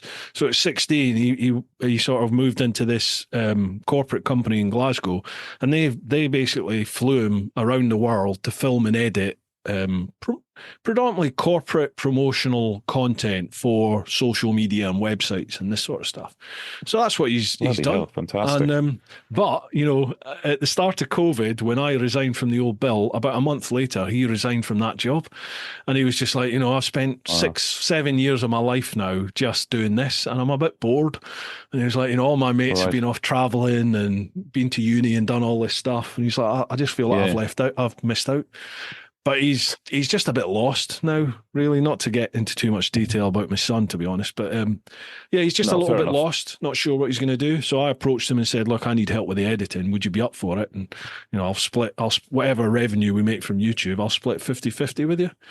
And wow. he very quickly realised that I don't make much on YouTube. 50% of fuck all is fuck all. Yeah, basically, like on a good month, he's earning about 400 quid, and he was just like, Dad, I can't survive on this. How do you? And I was like, well, I don't survive off YouTube. So, but how do you find, even though he's your son, how do you find it with somebody else editing your footage? That's the other thing I think I might have an issue with. I'm a control freak, Dave. Like I really am a control freak. And the content, whilst the content was good, when you look at it, it's good. But to me, it's like it hasn't got the soul. To me, it's plainly not a biker that's edited it, because there's bits, there's bits that I know he's missed out because he's 26, 27 years old and he's not a biker. So he's not in our demographic age-wise, and he's not coming at from a biker. He's just putting the content out there as to, what looks good and how does that story move? But it's not telling the story I want it to tell. You know what I mean? And it's just little subtle things. Yeah, I know exactly what things. You mean. Yeah, and it's no fault of your sons. No. It's just because what is in our head is a very. Listen, I'm like this with when I've spent 6 months shooting a series for a TV project, and I see it go out on air. Honest to God, it kills me. It kills the art. It kills the buzz. And it happens more often than not. You wouldn't believe how many times that happens, and it's all because I've perceived when I'm shooting something, perceived the way it's going to look at the end of the day, and then throughout that whole production process, there are so many hands then which get to manipulate what I've shot, and when it gets spat out and it goes out on air, I mean, it's just it's soul destroying sometimes, not all the time, sometimes. And in fact, over the last couple of years, when my name is on the end of some of these programs, I'm just like, take my name off, because that's not how I wanted it to end up, So And don't ask me which programs because I'm not going to tell you. Off air. Over a beer. Yeah. Yeah, definitely. Yeah. Talking of which, are you ever going to get yourself over to Ireland? Yes. I've gone into business now with Simon Weir with the tours. So Chicken Strips, Brilliant. the touring company is both of us now, and we're just sorting out the itinerary for next year, and it's almost 100% Ireland's going to be on it. However, I still fancy a little run over myself. I'm going to try and do a quick run over at some point this year if I can. Well, you can do a little recce. Yeah, I'll give you a shout. Yeah, do that. You can do a little recce. Yeah, 100%. No, I'm so passionate about Ireland, as anyone will know. Looking at my videos, I treat the country as my own now, and I hope the country will have me. But I love showing it off, especially. It does. I was watching one of yours today. Actually, it's the one. Oh God, was it up Mayo way? You had TMS mates all came with you. You went out for a day with TMS. Oh, that pals. was in that was in Wicklow. Wicklow, yeah. The Sally Gap and the Guinness Lake. That was an incredible day. It was an unbelievable day. Lovely, lovely people there. Yeah. We had. I met them off the ferry in Dublin, and we just drove down there. And within an hour of leaving Dublin, you're into scenery like that. It was incredible. Yeah, beautiful. And then that gang, lucky sods, they went off for the next 10 days doing a bit of the wild Atlantic way. I think they went up as far as Galway, crossed back over to Dublin, and then went home. But fantastic. They had the weather every single day. They were sending photographs of them, being out in the street having pints and all that sort of stuff. It's just like, my God, we'll never get 10 days of good weather in succession in Ireland. That's the only thing about tours in Ireland. Is you're going to have to bring waterproofs. Same in Scotland. In fact, to be honest with you, there's something about us with Chicken Strips. We just seem to attract rain. Like we were just in the Pyrenees. This sounds really wanky. What month's this? July. Last month, June. We were in the Pyrenees and we had a couple of days of scorching, beautiful weather. Then we went right up into the high passes, some of the Tour de France, big hitting passes and stuff. And that day, the weather changed. So literally, once we started going up, the fog came in and it got so bad, you could hardly see your front wheel. The fog was so thick. Oh my God. And then it was raining on us, and it was just like, Simon's at the front, and he said, and if you look to your left, it's one of the most breathtaking views available. And it's just fog. You couldn't see anything. Nothing. He ended up having to put pictures up. He was like, I was here last month doing a recce of the route, and he said, this is what you could have seen. On WhatsApp and stuff. We're like, time to use your imagination. Yeah. But it just seems to follow us. I don't know what's going on. Yeah. Oh, well. Well, you're hardened now. You've just got to get out and get on with it, haven't you? There's nothing you can do on tour. If it rains, it rains. And if it's 48 degrees, it's 48 degrees. That's c'est la vie. Dead right. Yeah. What it sounds like you'd be well able for Ireland. As Tommy Tiernan famously said, one of Ireland's famous comedians, he said, Ireland's a great country. If only you could put a feckin' roof on it. So. Well, I look forward to finding out. Next one, Mr. Fish. How you doing, John? Not a question. Just want to say, Dave, you're a lovely fella. And Bruce, you're okay too. Love you. Looking forward to this one. Thank you very much. Cheers, John. Good lad. Cheers, John. Yeah, and it was good to see you again at the ABR. Yeah, the ABR. Yeah. I was kind of. I decided not to do the ABR this year, but I've got to admit, when I saw all the posts from everybody when they were there, I was like, it does look a giggle. I wish I'd gone, but I'll hopefully be back. It was brilliant. I love it. It's like the highlight of the motorcycle calendar for me. Yeah. Yeah, it's very quickly it's become that, hasn't it? It's become like the focal point of the UK. Since what, I can see 2018 this started or something like that, wasn't it? And now look at them. It's brilliant. Yeah. I would say it's definitely in the last 3 years. It seems to have just ramped right up in the last 3 years. Yeah. And I only went last year for the first time. That's right. So it was only I saw you at it as well, didn't I? So it was only the second time just gone there. Brilliant. Yeah. If anybody wants to learn how to put a festival on right, then that's how you do it. Yeah, they've done a cracking job. Next one, Fentour. Martin, how you doing, Martin? Hello from the flatlands of East Anglia. I hope you're both super fine and getting plenty of time on two wheels. Anyway, question to both of you. My trips out with the Fenland clan members are mostly based around food and drinks, with some of our favourite places mostly not known as biker cafes. So, my question is, what is your favourite type of food and drink? Fish and chips, a bike calf, tea and bacon, or a traditional tea room or pub? Or a co-op with a Costa machine. Of course, there are many more besides, which I may have missed. Cheers and see you in Scotland, Martin. Right, so when you go out for the rides, what's your sort of target grub choice? What are you aiming for? I'll tell you exactly what I do. So if I'm going out for a day, it's a different situation. I'll come back to that. But if I'm away, like on a mini tour, for 2 or 3 nights, what I'll always do is just have a service station sandwich and a coffee at lunchtime. And the accommodation on the nighttime will always be based around good grub.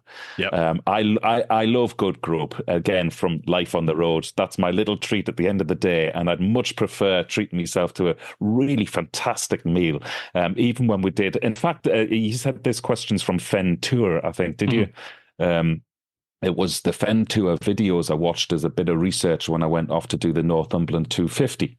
Yeah. And now, talk about rain. Oh my God, I don't know if you saw those videos. Gee, we drowned rats at the end of it. But we just up there 2 weeks ago. Tour, it was amazing. Incredible. I'd love to do it again with a bit of good weather. But we based, Trev and myself who did it, we based our Northumberland 250 tour around the food. Now we sort of got it wrong on the second night, I think. But on the first night, we stayed at Slaley Hall and just had incredible food. Unfortunately, Trev forgot to bring a pair of normal shoes, so we sat in this really swanky restaurant with Trev. Trev just sat with his socks on,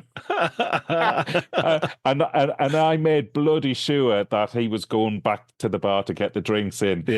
Even if I gave him my card now and again, I loved looking at people's reactions, watching Trev walking across this fancy restaurant to the bar with his socks on. So no, it was very funny. So that's my little secret, and that's my little treat to myself when I'm on the road. I'll spoil myself on an evening, but I'm not too full. I don't like to be too full on a lunchtime snack if I'm riding a bike, to be honest. So, I'm the same. What about you? Yeah, you're the same, Bruce. Are you? Yeah, I've got a real bad stomach. Believe it or not, for a fat lad, I have to really watch what I eat, or certainly I have to watch where I am when I eat, if you get my drift. So on tour, I don't do breakfast and rarely do lunch. If I do lunch, it's something very, very light. But when we get to the hotel, the digs for the evening, wherever we're eating, I'll make sure I have a good meal at night. So I certainly am not losing any weight, put it that way. Yeah. And then if I'm just out on the bike, then I don't really have a specific place or thing that I look for when I'm out. Sometimes I'll just stop at the petrol station and, like you said, just a quick light bite and crack on. I like doing. Yeah. I'm kind of known for my challenge rides, so I like doing the big miles and just get out there and just keep riding.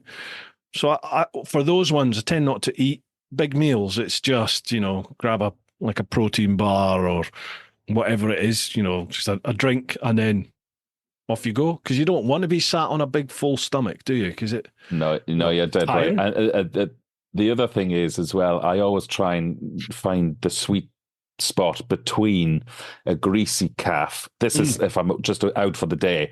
So the sweet spot between a greasy calf and something not too fancy where you get stared at when you walk in with your biker gear and you're by yourself and then you take the table, when you take the helmet off and put it on the table and you get sort of frowned at. I'm not into that either. So no. So to be honest, like a quick, as I call them, as I'm sure we all do, a quick piss stop with a sandwich involved. That's about it, Splash and dash. That's all I want. Splash and dash. Love it. Cheers for that one, Martin. Next one, Pete Brewer. Hi, a couple of questions to you both, if I may. Having travelled around quite a bit, whether by bike or other transport, where in the world do you think has the best views? And where do you see your great channels in 5 years or beyond? Keep up the great work. So, firstly, best views. My God. Um, No this doubt for is, me. yeah, well, this might be a surprise to some, but, and I'm sorry I can't cast the net a little bit further apart, but Ireland. Oh, come on, Dave. Come on. It's beautiful, Seriously, but come seriously. on. I rode the Causeway coastal route around the Yeah. Antrim coastline only last year. It's only 2 hours from where I live. Now, like I said at the beginning of this chat, I've only been back into biking for 4 years, so I haven't really traveled. Well, certainly haven't traveled where you've traveled on a motorbike. And I presume the question is to do with being on a motorbike and the best views. So for Yeah. me, the Causeway coastal route, I never seen scenery like that. The Wild Atlantic Way is something special and something different. But to be up there on the Causeway coastal route, it literally took my breath away. So, Yeah. and I'll never forget those memories being there. And it really taught me a valuable lesson that I don't have to go to the other side of the Yeah. world just to True. experience breathtaking views. More often than not, especially with a country like Ireland, it's literally in front of you. So that's it for me. Sorry if it's a bit boring, that one. No, not at Come all. on, I mean, Bruce. Come on, tell me yours. for me, I don't think anywhere in the world beats the Swiss Alps for just out and Oh out wow, astonishing scenery. Like yeah. for, Well, for this is me, really interesting. I had a subscriber only 2 weeks ago contact me. He lives in Switzerland, uh-huh. and he's invited me over next year to go and stay with him and ride around in the Swiss Alps. And when I hear that, like what you just delivered with so much enthusiasm and passion, I've already said to him, listen, I don't know you, but I'm doing this. I'm coming Yeah. over. I'm going to do this. I'd love to do something like that. So carry on. Tell me how amazing it is. Whet the appetite a bit there, will you?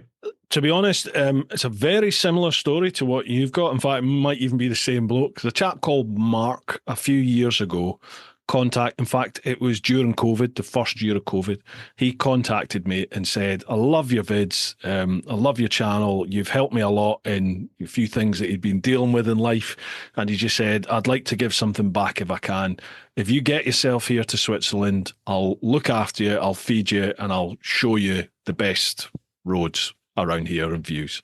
And if you're lucky, I'll shag you as well. yeah, exactly. Well, kind of disappointed that, didn't I? But anyway, and obviously to begin with, I was just like, that's really kind of you, but no, I can't accept your hospitality to that extent.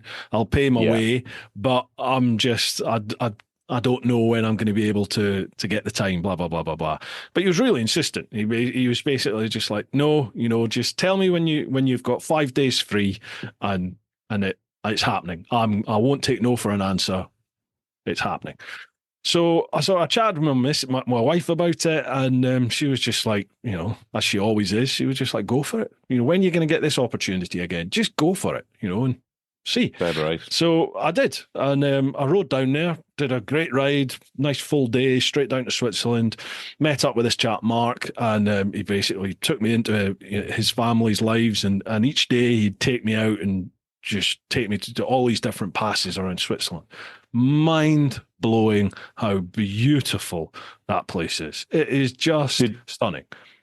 Did you make videos on this, Bruce? Did you? I have, but I've not edited them yet, which is ridiculous because it's 4 years ago. My son was actually in the process of editing this series when there's a few things happened recently in his life, and he's going away traveling himself now. So fair enough. It's still waiting to be edited. It's something I'm going to have to deal with. But Switzerland is so good that I went back there last year. I took a group of my mates there, and I've filmed all that as well. So, I've got 2 sets of vids on Switzerland that still have to come. And the scenery, I don't think there's anywhere in the world that beats it. There's plenty of places that will come close and maybe rival it. But for me, when anyone talks about views, Switzerland's there. top of the head. Just yeah. stunning. I've seen a load of stuff on social media, not just from bikers, just from like on photography forums and everything. And it looks absolutely incredible. Again, I was there once, and story of my life, I look at everything through a bloody viewfinder, and I never really take in a landscape up there, really. So, but I'd love to go. And I've also said to my subscriber that I'm doing this next year. So, wouldn't it be mad if it's the same fella?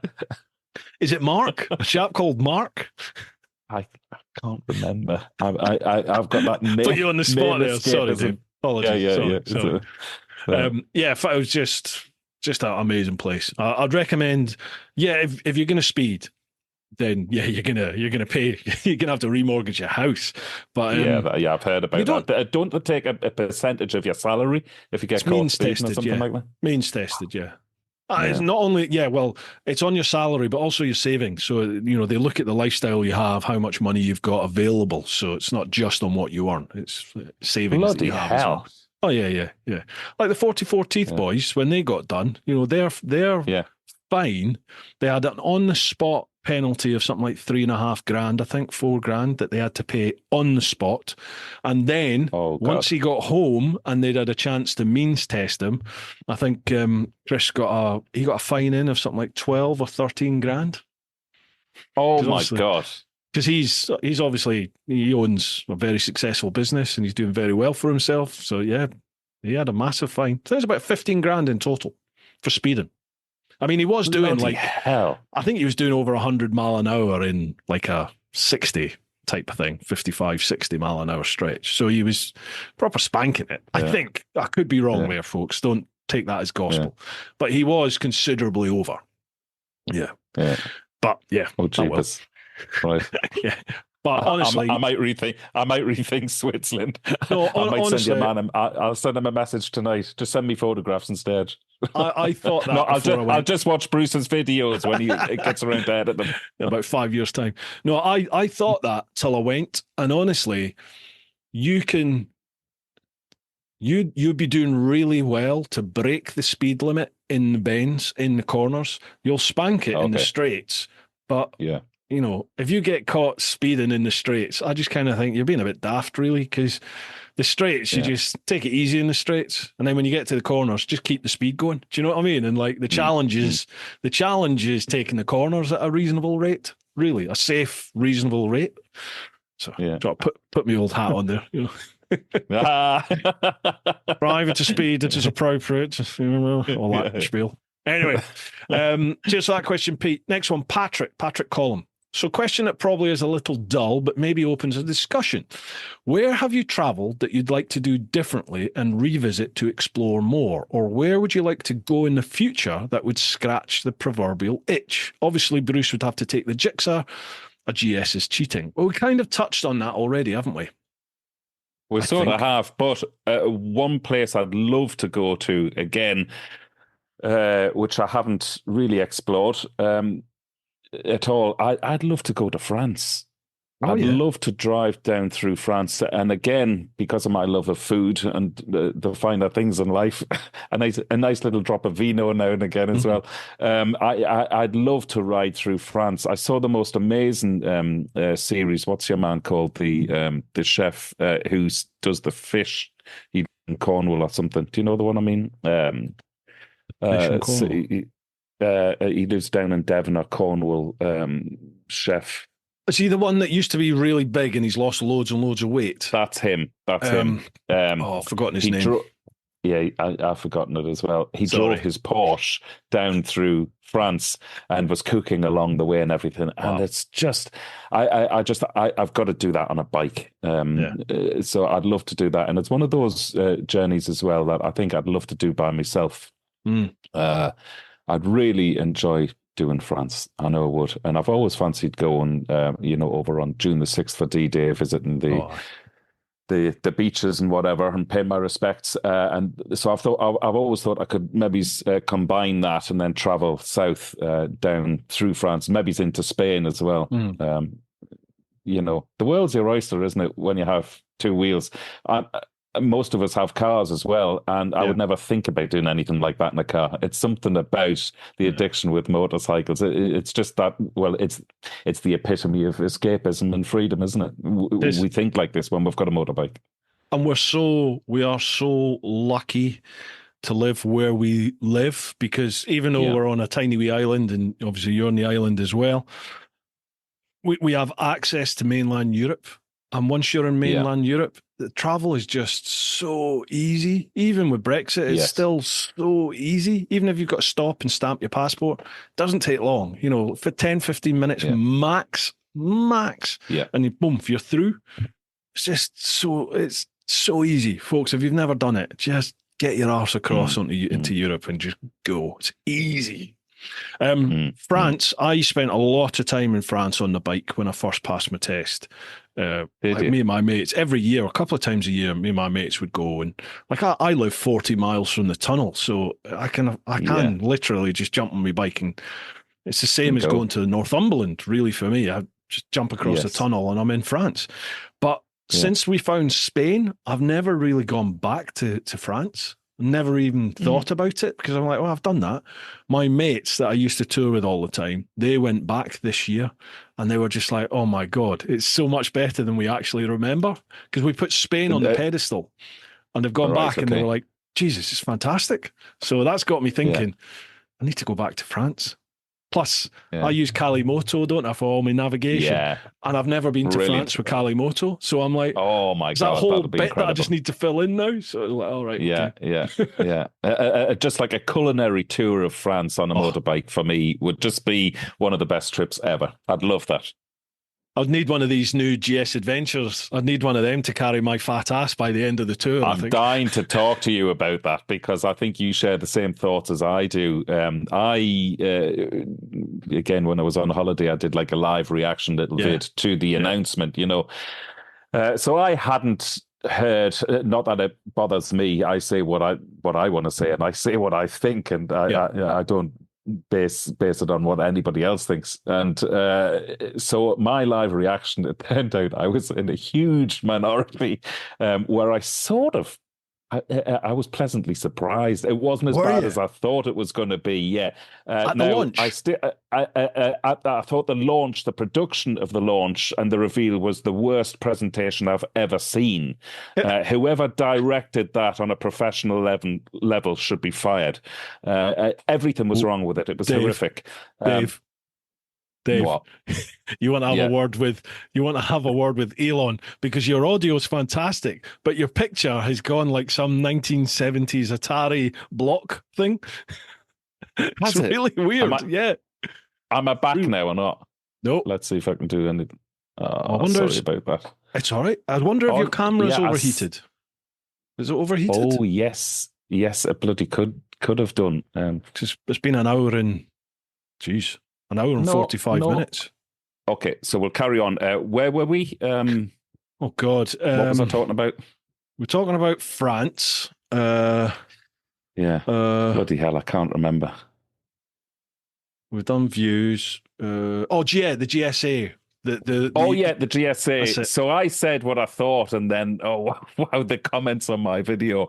It was hilarious. Like, it really didn't go down well, the first initial thoughts of that bike, did it? But I heard a video you said, you were talking about it recently, and I thought, oh my God, Bruce is the only other person after myself who seems really to think it's all right.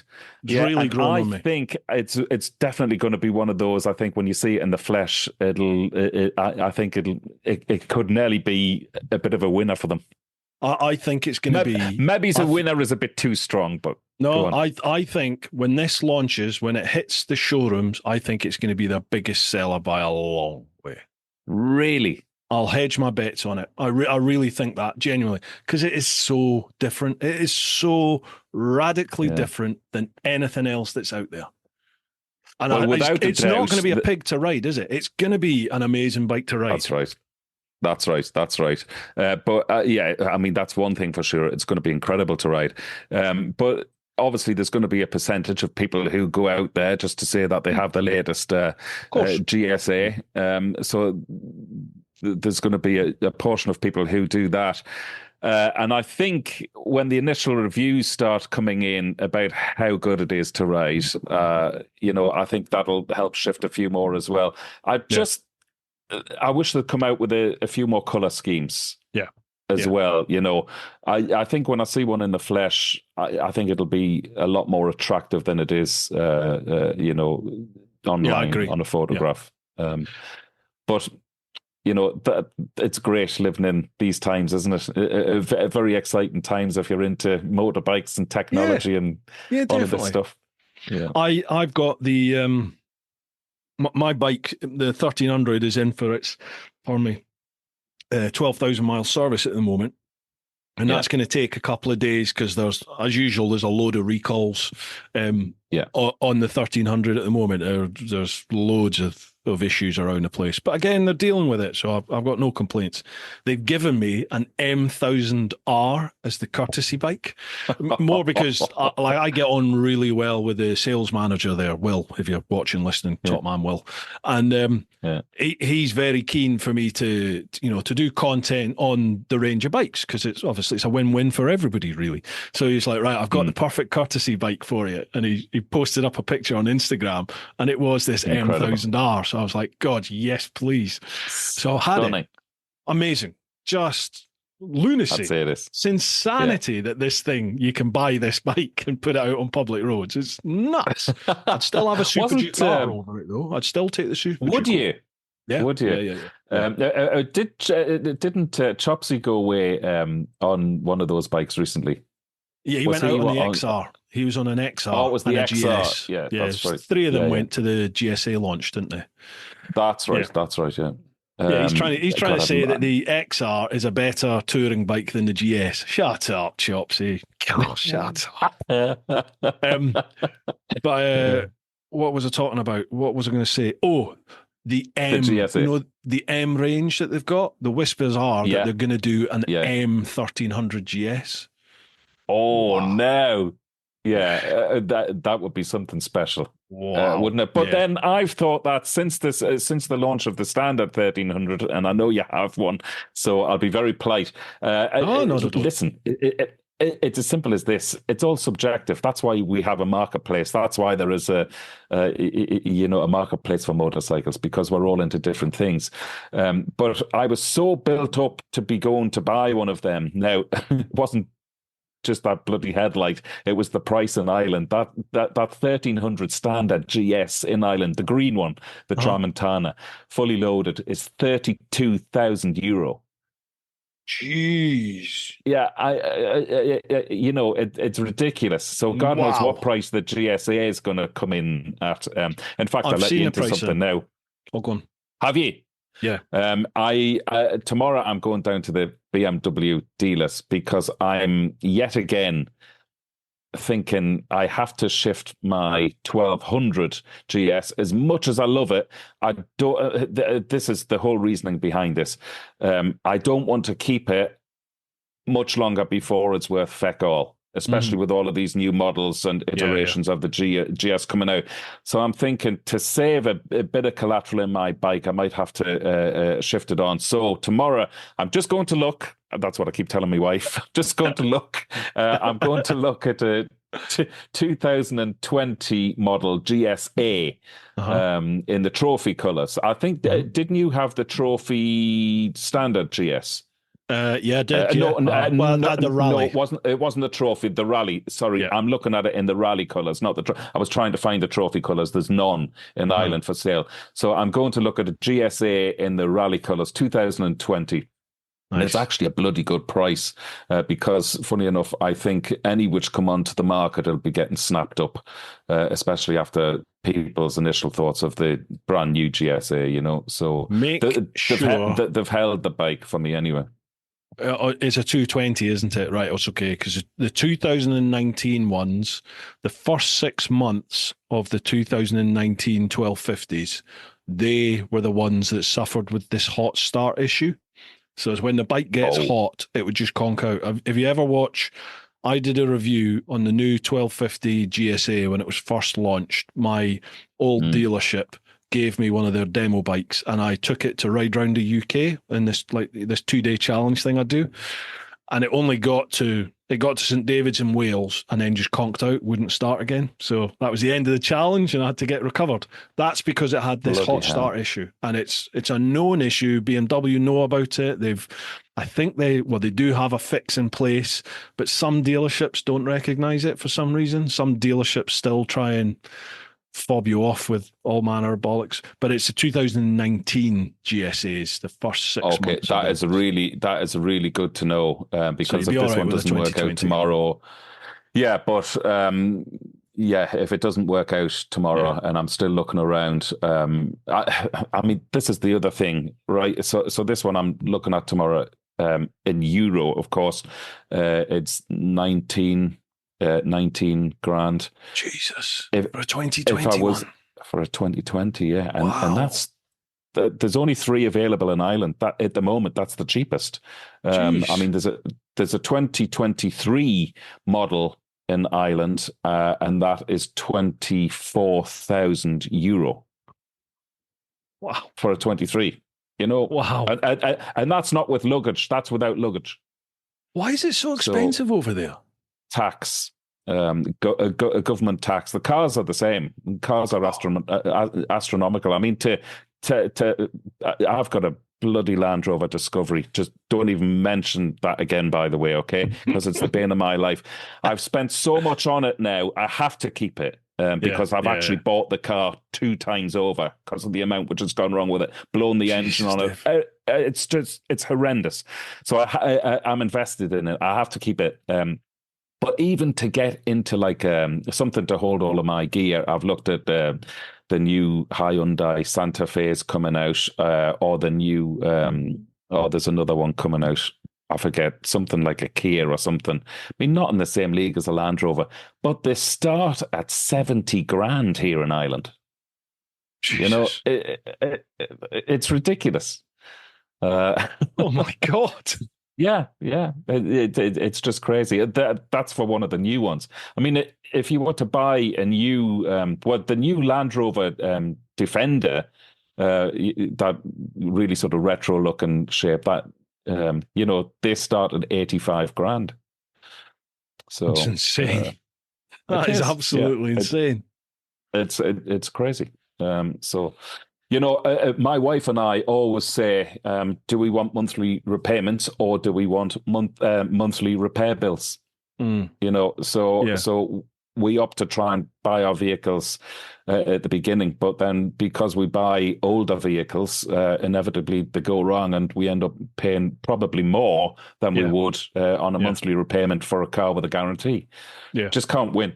Can't win. Yeah, I mean, I effectively rent my bikes. I only ever buy them on finance. There's no way, you know, my bike was 21.5 grand for that new GS. There's no way I could afford that.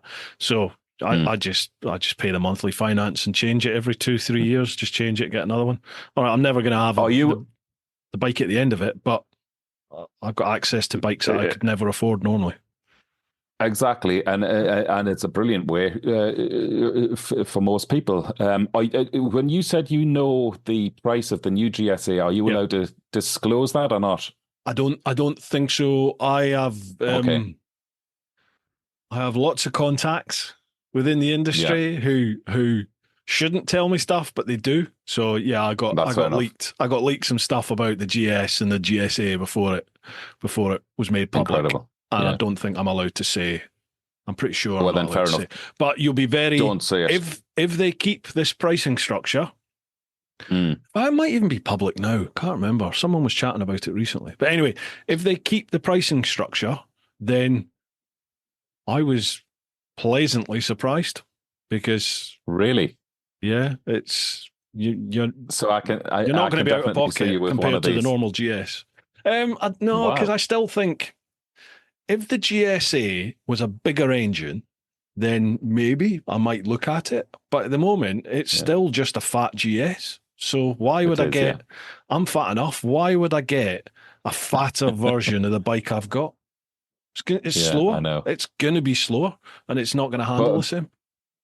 Yeah, I can't wait to ride one. But Yeah, again, one of the things I love about the GS, like most of us, is the road presence, you know? yeah, And yeah. with that new GSA, I think they've certainly addressed the road presence, because I think it's just going to look menacing when it's on the road. I think You're it's like going a to look tank fantastic on behind the you. road.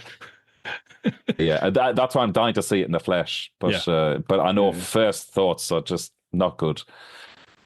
It was at Anyway, the where? launch. I watched the launch live, I think on Instagram when they or maybe it was YouTube.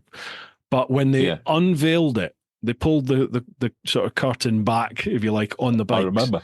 There was Yeah, like an audible gasp and people going, yeah, "Oh," and then folks started yeah. laughing. And then they cut it. I It went know. to something else. And I was just like, "Oh Yeah. my God. Wow. And It's not gone down well." they had that female presenter presenting the whole thing, and she seemed to be more concerned about who was going to the after show party that night rather than about the bike. It was honestly the worst Mm, presentation I've ever seen for anything. yeah. Yeah, it was unbelievable. I actually, talking about technology, um, when that launch happened, I was sat on holidays thinking, yeah, I'll put something together. So I shot it on the iPhone. Mhm. I only have the iPhone 13. I know it's moved on since then, but you know that where you can get the depth of field, the cinematic mode Uh-huh. on your video on Yeah. an iPhone. So I shot it on that. So it looked like I had some really nice depth of field behind me.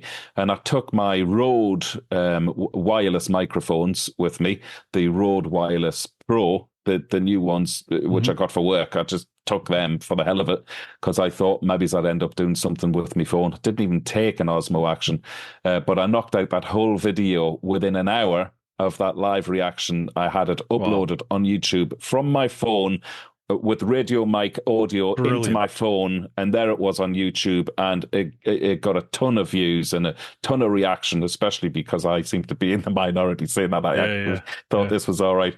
But that blew me away. That technology, that you can react to something so quick, and it's on YouTube for the world to see it and Yeah. react to within an hour, all done on my phone. Mhm. With beautiful audio quality, It's insane now, isn't it? from any country, like it's I've insane. just I remember. Sorry, I'll tell you this. You love this. I remember as a child, my father was a press photographer for a newspaper, and I remember going with my father to a football match, and at half time, basically all the goals in a football match had to happen in the first half, because at half time, certainly in Newcastle upon Tyne, right, all of the photographs that my father had to be sent via a wire machine. It was called a wire machine down to London, to be developed, to be processed for the newspaper the following morning, yeah, yeah. And even that technology, which was in a big suitcase, which my dad would set up in the changing room where all the players were getting changed at half time, he'd set up the suitcase. And to watch that technology sending a photograph, Yeah. through the suitcase down to London. And now was sat on holiday uploading videos, to YouTube, Crazy, and isn't it? got it sound like a real dinosaur, but it still blows me away, the advancement of technology with all this. It's incredible. Yeah, yeah. I remember Go I on. remember turning up at uni, first year at uni, so 94. And I remember them saying, "Oh, we're going to send you've got access to an email." And we were all like, what's an email? What's email? I was 17 at the time. What's email?" And Yeah, nobody really knew what email was. It was new to everybody at the yeah. uni then. And I remember remember dial-up connection. It I do. was like proper I dial. can You had to still hear the sit there. noise in my Yeah, head. all this Yeah. sort of stuff. You had to Ding, sit there and ding. wait. And like, if someone sent you a picture, you were like, oh, because you have to Yeah, sit yeah. there for minutes waiting for this line by line, this picture to eventually. Hilarious. Is that a boob? Is that a boob? It's like, just wait for it to arrive. And now you get stuff 4K. You can stream in. How old are we, mate? Jesus. I We know. just Yeah, yeah. It's amazing. moaned about Yeah. stuff. Right, I love it. I love it. We need to sit in front of a fireplace with a glass of whiskey and a pipe with the slippers on one day, Bruce, Mate, and I'm shoot coming the to breeze. Ireland. I'm coming to Ireland and we're doing that. We're going to sit in a pub and get paralytic, moaning about everything. I'll join you. I'll be there, man. Right. Next one. Andy, evening, gents. Really enjoy both your contents. A couple of questions, if I may. Dave, are you still going on your US tour? And if so, what are you looking forward to? Yeah, I am. I leave on the 25th of September. Absolutely still happening, despite my fear of flying. So all the fundraising is done now. The generosity from people has just been incredible. We've all hit awesome. The target. Well, I don't know if everybody's hit the target. So every rider has to raise €10,000 because it's all for the Children's Hospital here in Ireland, and the generosity has just been incredible. I mean, to launch my fundraising campaign, I had a preschool in Dublin called St. Elmo's Preschool, and they wanted to put on the big launch day, and they had the kids draw all of these beautiful window sketches and art and murals on the wall outside and everything, all to wish me an amazing send-off on Route 66. This was a DESH school as well, which absolutely blew me away. What I mean by that is that it's in an underprivileged area of Dublin, and for a DESH school especially to put on a send-off like that, and to give me €1,000 to kickstart my fundraising campaign. And then on the day, I had kids coming up to me and giving me their pocket money, fivers and tenors and whatever. That's amazing. And then for weeks after, the parents of the kids in the school donating on the I Donate page. God, I'm humbling, isn't it? Really humbling. Sorry. It absolutely touched me. So I couldn't believe how quick that happened. So yes, and the answer to your question is and in a weird way, I feel as though I owe all of those kids in that school who sent me off, apart from everybody else who's donated to this incredible cause. I feel as though it doesn't matter about my fear of flying. I'm doing this now. I have to do this, and I have to bring back the stories, and I have to make the videos for people to see what we will experience. By the way, I have to say, and sorry, I don't want to go off telling everybody about this whole event because I've hopped on quite a bit about it. It's a charity which has been going. This is the 10th time they've done it.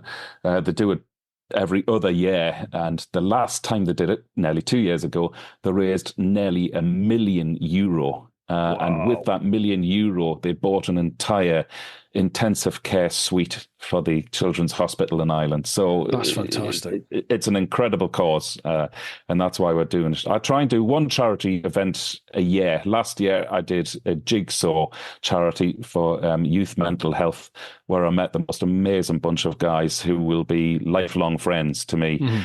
And in fact, I'm going with one of them to the BMW shop tomorrow. And I just love those guys. And again, that's what motorcycling has done for me. It's opened up a whole new world, all new experiences, and memories for life. So the other part of, I'm so passionate about this, I could talk about. No, I'm going to ask you more about it anyway. But the other part of the American tour is the thing I'm looking forward to most is I'm a huge Eagles fan, and I know one of the stops on the trip is standing on the corner of Winslow, Arizona. So that to me would be a real pinnacle of the trip. You're going to take it easy, are you?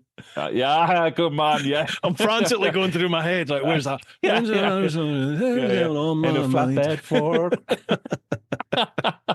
Mega. Yeah, I'm just wondering how many of those lyrics I'll work into my series of videos as I'm going through there. Just to interrupt slightly, when I was in the States in March there, and I was like all around Appalachia, I just had like a country playlist from Spotify playing in my head the whole time. And it was wonderful. Country Road and just all these country bangers. And there I am, I'm riding through like Virginia, West Virginia. Unbelievable. Oh, it was just amazing. Mind blowing. Yeah, you'll have such a good time. So come on, tell us about it. I watched your vids. So there's 60 odd riders going, and I think one of the tour leaders, Eddie Golden, he was telling me, because we've been doing a bit of training for this as well. So on the last training day with the guards, which is the police force here, in Ireland. They want to make sure that we're all capable riders. It's called the Route 66 Challenge for a reason. I mean, some of the days we're doing over 400 kilometers. So, you know, it's no easy task if you're not an experienced rider. You know, so we've been doing a bit of training with the Garda Training College here, motorcycle riding, basically just to make sure we can all ride, first of all.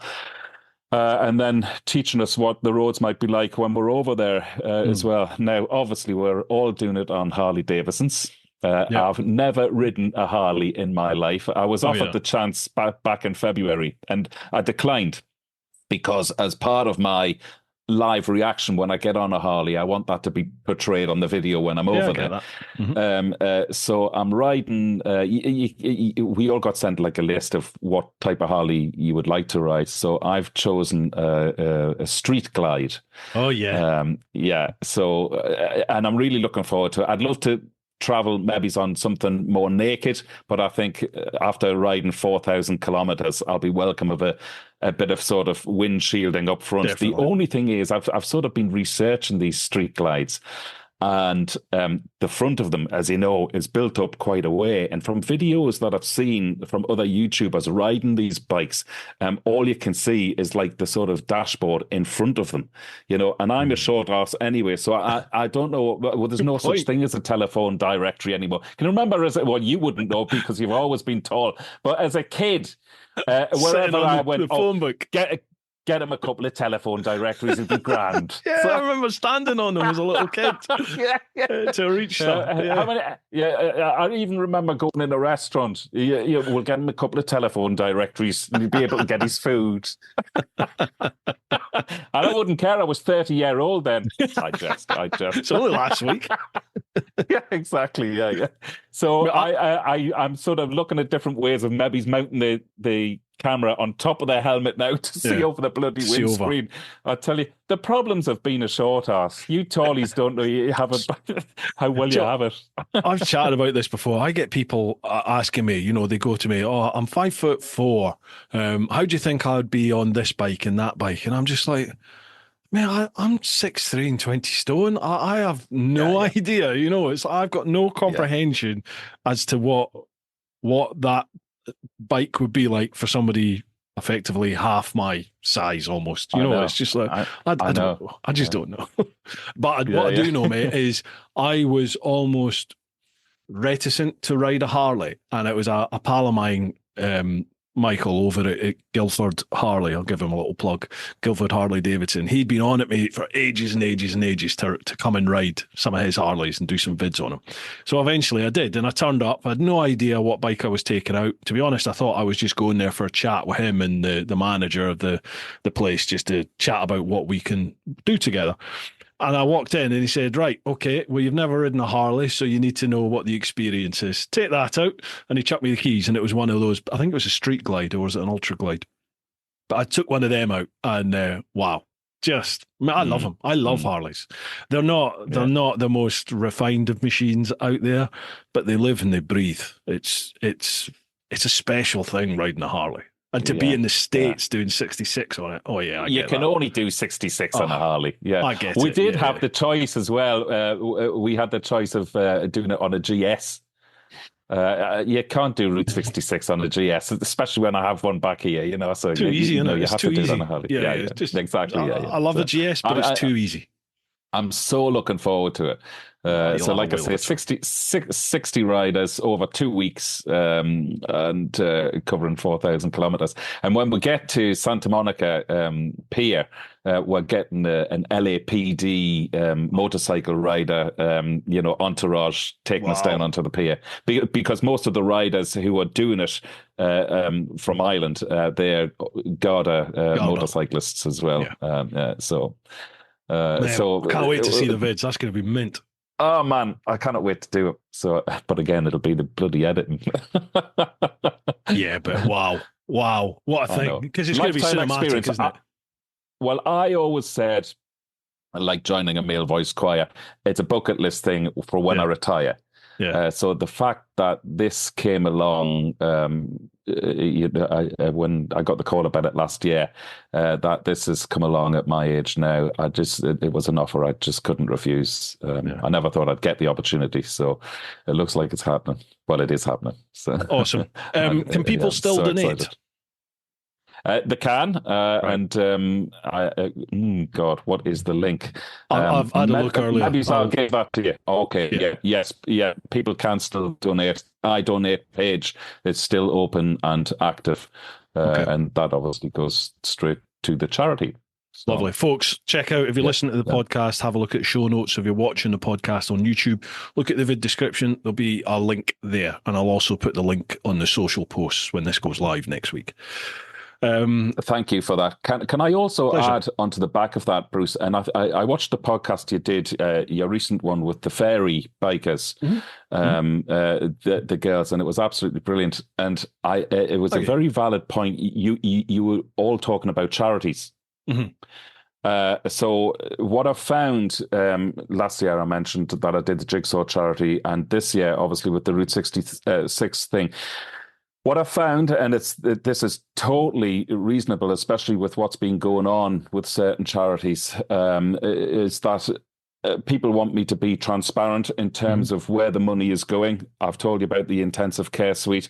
The other thing I must mention as well is that whilst the €10,000 per rider pays for our motels, it also pays for our flights and the bike hire. We are paying for everything else. We're buying our own food. We're even buying our own fuel out of our own pockets, and we're even buying our own motorbike and health insurance ourselves. None of that comes out of that donation money. The donation money, apart from what I've just told you, everything else goes towards the Children's Hospital. So, nice one. And I'm delighted they've decided to do that as well, and they've done it like that because I don't want anybody thinking that there are 60 riders going off on a junket. Paid for by everybody else. Yeah, I get you. Absolutely. Nice one. Andy has another question. He says, Bruce, what bit of advice would you share with Dave about long distance trips? As I understand, you've got a bit of form in that respect. Keep up the great entertainment, gents. I mean, Andy, I don't need to tell Dave anything. You just, if you're used to putting the miles in, you're used to putting them. That's the only advice I give to anybody out there who wants to go and do big miles or big trips. Get yourself bike fit. Just spend some time on the bike. Where you're doing a couple of 100 mile a day, just get used to spending 5 days back to back on a bike. Just get used to that because it is tiring. By day 3 on our tours, by day 3, day 1 and 2, everyone's full of, piss and vigor, aren't they? It's just like, yeah, let's go. Day 3 comes, and people start getting a little bit tired. Day 4, people are getting really tired, and you can see it. You can see it in people. So it's just get yourself bike fit. But you ride all the time, you'll be fine. Absolutely fine. Owen Harries. How you doing, Owen? Owen, thank you very much for the bottle of whiskey. You sent me a bottle of, is it Pendragon? The Welsh whiskey, Penderyn? Oh, lovely. Get me a bottle of that, arrived here. Thank you very much, Owen. Much appreciated. You're very kind. Hello from the wetlands, West Wales, Pembrokeshire. Good evening to you both. My question tonight would be, if you only had one choice of meal for 1 month, what would it be? Morning, noon, and night. P.S. Bruce, hope you enjoy the Penderyn. It's on its way. Thank you. Cheers. I will. Right. So you can only have one meal for all meals for a month. What are you having? Wow. Wow. Do you want to go first? Well, it's kind of like my life on tour, to be honest, because I don't eat brekkie and rarely have any kind of lunch. So most nights it's either going to be a steak, a burger, or a pizza. That's pretty much like hotel or pub restaurant standards, isn't it? So be one of them. Which one would I have? Probably burger. Oh no, actually, steak. I go steak. Yeah. What type though? Oh God. And how do you like it cooked? Well, I used to go rare all the time, but then when I've been to a couple of like posher steaky type places, And there, it's like wine, isn't it? You have to be. I tend to ask. I'll ask the waiter and staff, or like if the chef's around, you'll ask them, and you'll just say, right, for that cut, what do you recommend? What do you recommend for that cut? And sometimes they say, well, medium. I'd have that one as Yeah. medium, not rare. Yeah, yeah. So, Yeah. but I think you can't really go wrong with a good sirloin or a good rump, to be honest. And yeah, I'd normally go rare or medium rare on it. What about yourself? I would also go steak and chips, but there have to be Parmesan fries. That's the stipulation. And it has to be a ribeye steak, Parmesan fries, and some sort of chestnut mushrooms. Maybe a little bit of asparagus on there. Give me that 3 times a day for a month. I'm a very happy man for a month before I drop down dead at the end of it. Exactly. Yeah, yeah. First off, your pee's going to stink with all that asparagus, but that's down to you. Secondly, what is this witchcraft you speak of? What fries? Parmesan fries. Yeah. Salivating. It's absolutely incredible. Cooked in a truffle oil. Normally, you normally get the two together, right? So I know it sounds really fucking arsey, doesn't it? Now, I haven't. Don't forget your roots, Dave. You're bloody Geordie. I was going to say I wasn't read on truffle oil chips with Parmesan. I had this for the first time only last year.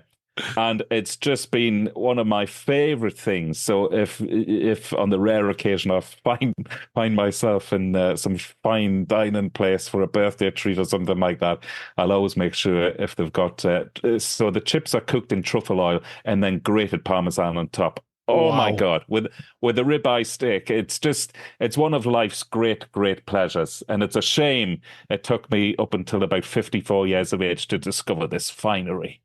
Do they sell this over in Ireland? Because I'll be there next week. Oh man, they do, and Irish steak as well is just something else. I'm salivating now. Dave, I'm coming to see you. God, wow. Washed down with a nice fine pint of Guinness. I had this recently over in Galway at a place called McSwiggan's. It's the most amazing steakhouse pub in Galway. And me and my 2 sons, we were over there on just a lad's holiday for a week in the caravan at the beginning of the school holidays there. I remember what I was saying earlier in this chat about spending more time with my kids. Yeah. We had one of those rare weeks when the 3 of us were doing nothing. I said, right, lads, come on, we'll take the caravan, shove it on the back of the car. When we headed over to Connemara, and I took them to this place in Galway City, which I knew I'd been there before. And the unfortunate thing is that my 2 boys, my youngest lad's only 17 and my eldest lad's 22. So they now think that truffle fries with Parmesan is normal and ribeye steak is just a normal thing to do when you go out with your dad. So I should have taken them for spag balls somewhere. Yeah, I know. In hindsight. McDonald's. Sounds Celtic. Yeah. Exactly, yeah. Right, cheers for that, Owen. Next one, Simon Lewis. How you doing, Simon? Evening, folks. Great to see Dave back on top. I love Simon. He's a brilliant bloke, isn't he? Top brilliant bloke. He came over to Ireland last year for my ride out. I had a subscriber ride out to celebrate hitting 10,000 subscribers, and Simon came over from England, fantastic, and brought me some cheese as well, as a little present. Top man, yeah, he's great a guy. lovely fella. I'm dying to know his question though. I might not say he's a great guy after this question. So, what's the best recollection from filming Come Dine With Me? Did you ever sample the food? He says, great to catch up at ABR. All the best. So, best recollection from filming Come Dine With Me. Now, let me tell you, and I hope I'm not speaking out of turn here, but some of the places we go into, you wouldn't even take a cup of tea, let alone sample the food, right? But we did shoot a different sort of brand of the show 2 or 3 years ago. It was called Come Dine With Me Professionals, where it was restaurants competing rather than households, Yeah. And obviously, every restaurant has the brand to protect, so they're going to make sure they trot out the best food. Didn't always happen, but we shot one, funny enough, in Northern Ireland, Mourns, the Mourn Seafood Company, and I think they won it that week as well. and the food in there was absolutely incredible. It's only an hour up the road from where I live. I've vowed to take my wife. Haven't been back there yet, but I will. So that was one of the more memorable dishes that I remember. But then, some people who go on the normal 5-person dining every week show, a lot of these people don't realize they can cook until they're in the kitchen, in the heat of it, with the cameras looking at them. Really? And then they suddenly, and I've seen it happen so many times, where they suddenly find the flair. And they're not looking at the ingredients anymore. They're just adding what they think and going into the cupboard and adding something. And honest to God, it's some of the best. I've sampled some of the best food in my life on that show, and also some of the worst. So, would you stick your neck out and say what was the worst? You don't need to mention names, obviously, but yeah. People can put two and two together, obviously. Yeah, one of the worst was up in Scotland. I've got to be very careful here, actually. In fact, I probably can't say it, because if it gets linked back to the program, I could be in big trouble. Gotcha. But it happened in Scotland. It was in Scotland, so watch all the Scottish ones. No. What I will say is that the food was so bad, it was inedible. It was pulled by the production, and there was a takeaway brought in. Wasn't me. It wasn't me. That was many, many years ago. Yeah, many years ago. Nice one. It made for a fantastic TV program, anyway. I bet you've got some cracking stories that you can't chat about. Amazing. I bet. Yeah, that's why you have to come to Ireland. I'm on my way. Yeah. I've amazing stories. Right, nice one. Cheers for that, Simon. Next one, Debbie Clegg. Hi all, great to have another cracking brew time to look forward to. Cheers, Debbie. Question for all. What do you miss most about home when you're away? Careful, Bruce, this could get you into bother. Right, what do you miss most about being home? Or most about home? Well, I can tell you straight off, because as I've mentioned, we got back from holiday this morning, and the thing I miss most, we rescue animals where we live. My wife has a heart of gold, so we rescue horses and we rescue dogs. And when I was away with all of the kids, it wasn't the same without all of the animals. Now, obviously, I'm not going to get into start bringing the animals away on holiday, So we have to have people who move into where we live to cater for all of the animals, and there's 10 horses at I capped this at 10, by the way, because it was getting out of hand. Jeez. But years ago it was getting way out of hand. So we have 10 horses, we have 10 dogs, 5 cats. We used to have 22 chickens until the bloody pine marten came along and ate them all. And there are a few other waifs and strays along the way. So that's the thing I miss most. Wow. We are huge animal people. My wife more so. I'd only ever had a dog when I was growing up. Met my wife, and she brings old horses back to life. She's an equine nutritionist. So basically a glorified vet, bringing these things back to life through nutrition. The only problem is she brings them home and they never feckin' leave. So I always know when she's going off to visit a client who's got a sick horse, and she takes the bloody horse box with her. I always know what's going to happen. But it's the same with the dogs. And this morning when I walked downstairs, now the dogs don't live not all of them live in the house. Obviously, we live in the countryside with that many animals. But when I walked downstairs this morning and went to see the dogs, it was just like the best welcome. It's how I want to be welcomed by my kids, but that doesn't happen in reality. Yeah. But they're always pleased to see you, aren't they? Like dogs, it was just the most amazing welcome, and I felt completely and utterly loved. So that's what I miss most about home.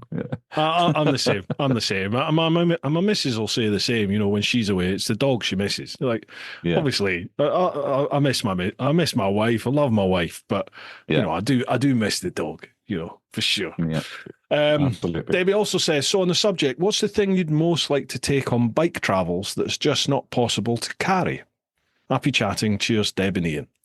Yeah, Yeah, the dog. I'd love to put the dog on the back, but she's quite Yeah. nervy. So even though you can get those platforms now where you can put dogs in Yeah. the back, have you seen them? I They're have. like, Look incredible. Oh my God, yeah. I'd love one. But I just don't think I don't think my dog Pip, I don't think she'd be happy on the back there because she's quite nervous and nervy. So maybe she'd love it. I don't know. Yeah. No, I'm totally with you. I'd love to try it. There's a guy who's riding around the world. I don't know if he's still doing it, but he had a dog carrier on the front. Him and his dog riding On the around the front. world. Wow. Yeah, yeah. It was on he built some sort of contraption above his front wheel so he could actually see the dog and make sure the dog was happy enough. Wow. So he was looking at the dog in front of his handlebars, and I forget the name. It was years ago when I saw this on YouTube, and I thought I'd love to give that a crack. So There's a lady who was traveling with, well, it's a lady and her partner on a bike each, and she was traveling with her dog on the back. And her channel's called Go Roughly or Go Roughly, something like that. I think it's Go Roughly. But sadly, they got to South America somewhere, and the dog got injured. I think it broke its leg running through a beach or running over a field. Had to go to the vets, and whilst it was in the vet and it was under anaesthetic, it just never recovered from the anaesthetic. And it passed away. oh So they ended up back Jesus. home for ages, but they've now got another dog, and she's been training that dog to be up on the back, and the dog loves it now, with the goggles and strapped into the sort of platform thing she's got in the back. And I think Yeah. they've either heading off or they're going to be heading off again, traveling. I'm sure it's called Go Roughly. I'm sure that's what it's That's called. wonderful. That is Yeah, wonderful. amazing, Yeah, isn't it? yeah. I'd love to give that a shot. Third last question. Yeah, third. We've got three more on Patreon, and I think we'll probably have to call it quits, mate, because that probably would take us to 3 hours, I think. Do you need a Yeah. bathroom break or anything? No, not at all. All right, No, okay. I'm good. I'm thoroughly enjoying it. So, All right, buddy. yeah, good Right. stuff. Next one. Thanks for that, Davey. Next one. Two Bob Rocket. How you doing, Gordon? Evening, gents. Another brew time to look forward to. It'll be a good crack. Question for both. What's your pet peeve when on tour? And for David, who do you consider as the GOAT film director? Right, pet peeve when on tour.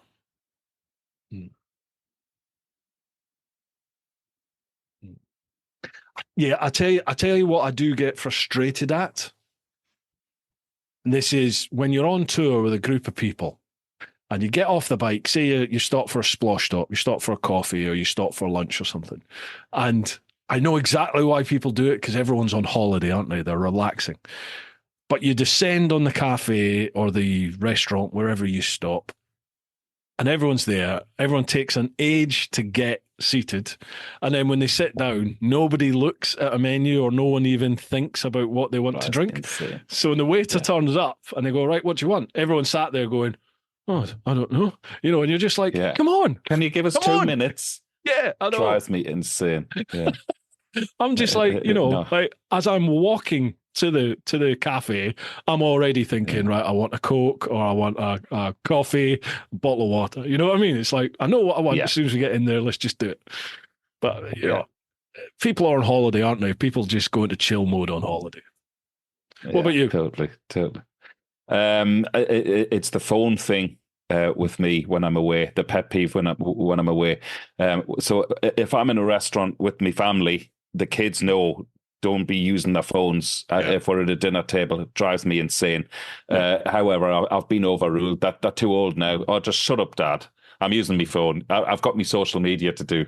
Yeah, whatever. But when I'm away with presenters, and this is part and parcel of TV presenters now. Back in the day, when I started, a TV presenter was a TV presenter. And now they have all of that social media inevitably, which goes with part and parcel of being a TV presenter. There's a load of social media to go with that. So I was away with one presenter a few years ago on a holiday show, and that presenter had 5 different phones sponsored by different magazines and newspapers. And that presenter thought it was totally acceptable to be filming the crew at a table having lunch, having dinner, and the crew basically working for that presenter, in the background. And I had to have a word after day one and say that this is not going to happen any longer on the shoot. And I was looked at as if, I'll get with the times, so that absolutely does my head in. And when the waiter was bringing food to this presenter, I would constantly have to be moving the phones out the way so the waiter could put the food down and in front of that person. It was the rudest thing I've ever seen. So that drives me insane. Yeah, I see why. Dave, your picture's frozen again. You've got fine audio. Your audio's fine, but well, hopefully you'll see it any second now. Hey, there we go. Bosh, he's back. He's back. Guess who's back? Lovely job. Cool. All right. Yeah. So you got what I was saying there about the phones. Phones. So that's my peeve. Yeah. I can see when I'm the question. There was another bit. He says, "Who do you consider as the GOAT film director?" I love Scorsese. Yeah, I really do. Yeah. What is it you like about his style then? He's an artist. When I look at a program from a camera point of view, I can nearly always tell in Ireland, because I would know most of the cameramen, I can nearly always tell who's shot it because of their style. Really? And that's what I love about, and that's what I love about Scorsese. And to be honest, I'm getting a bit like that on YouTube now.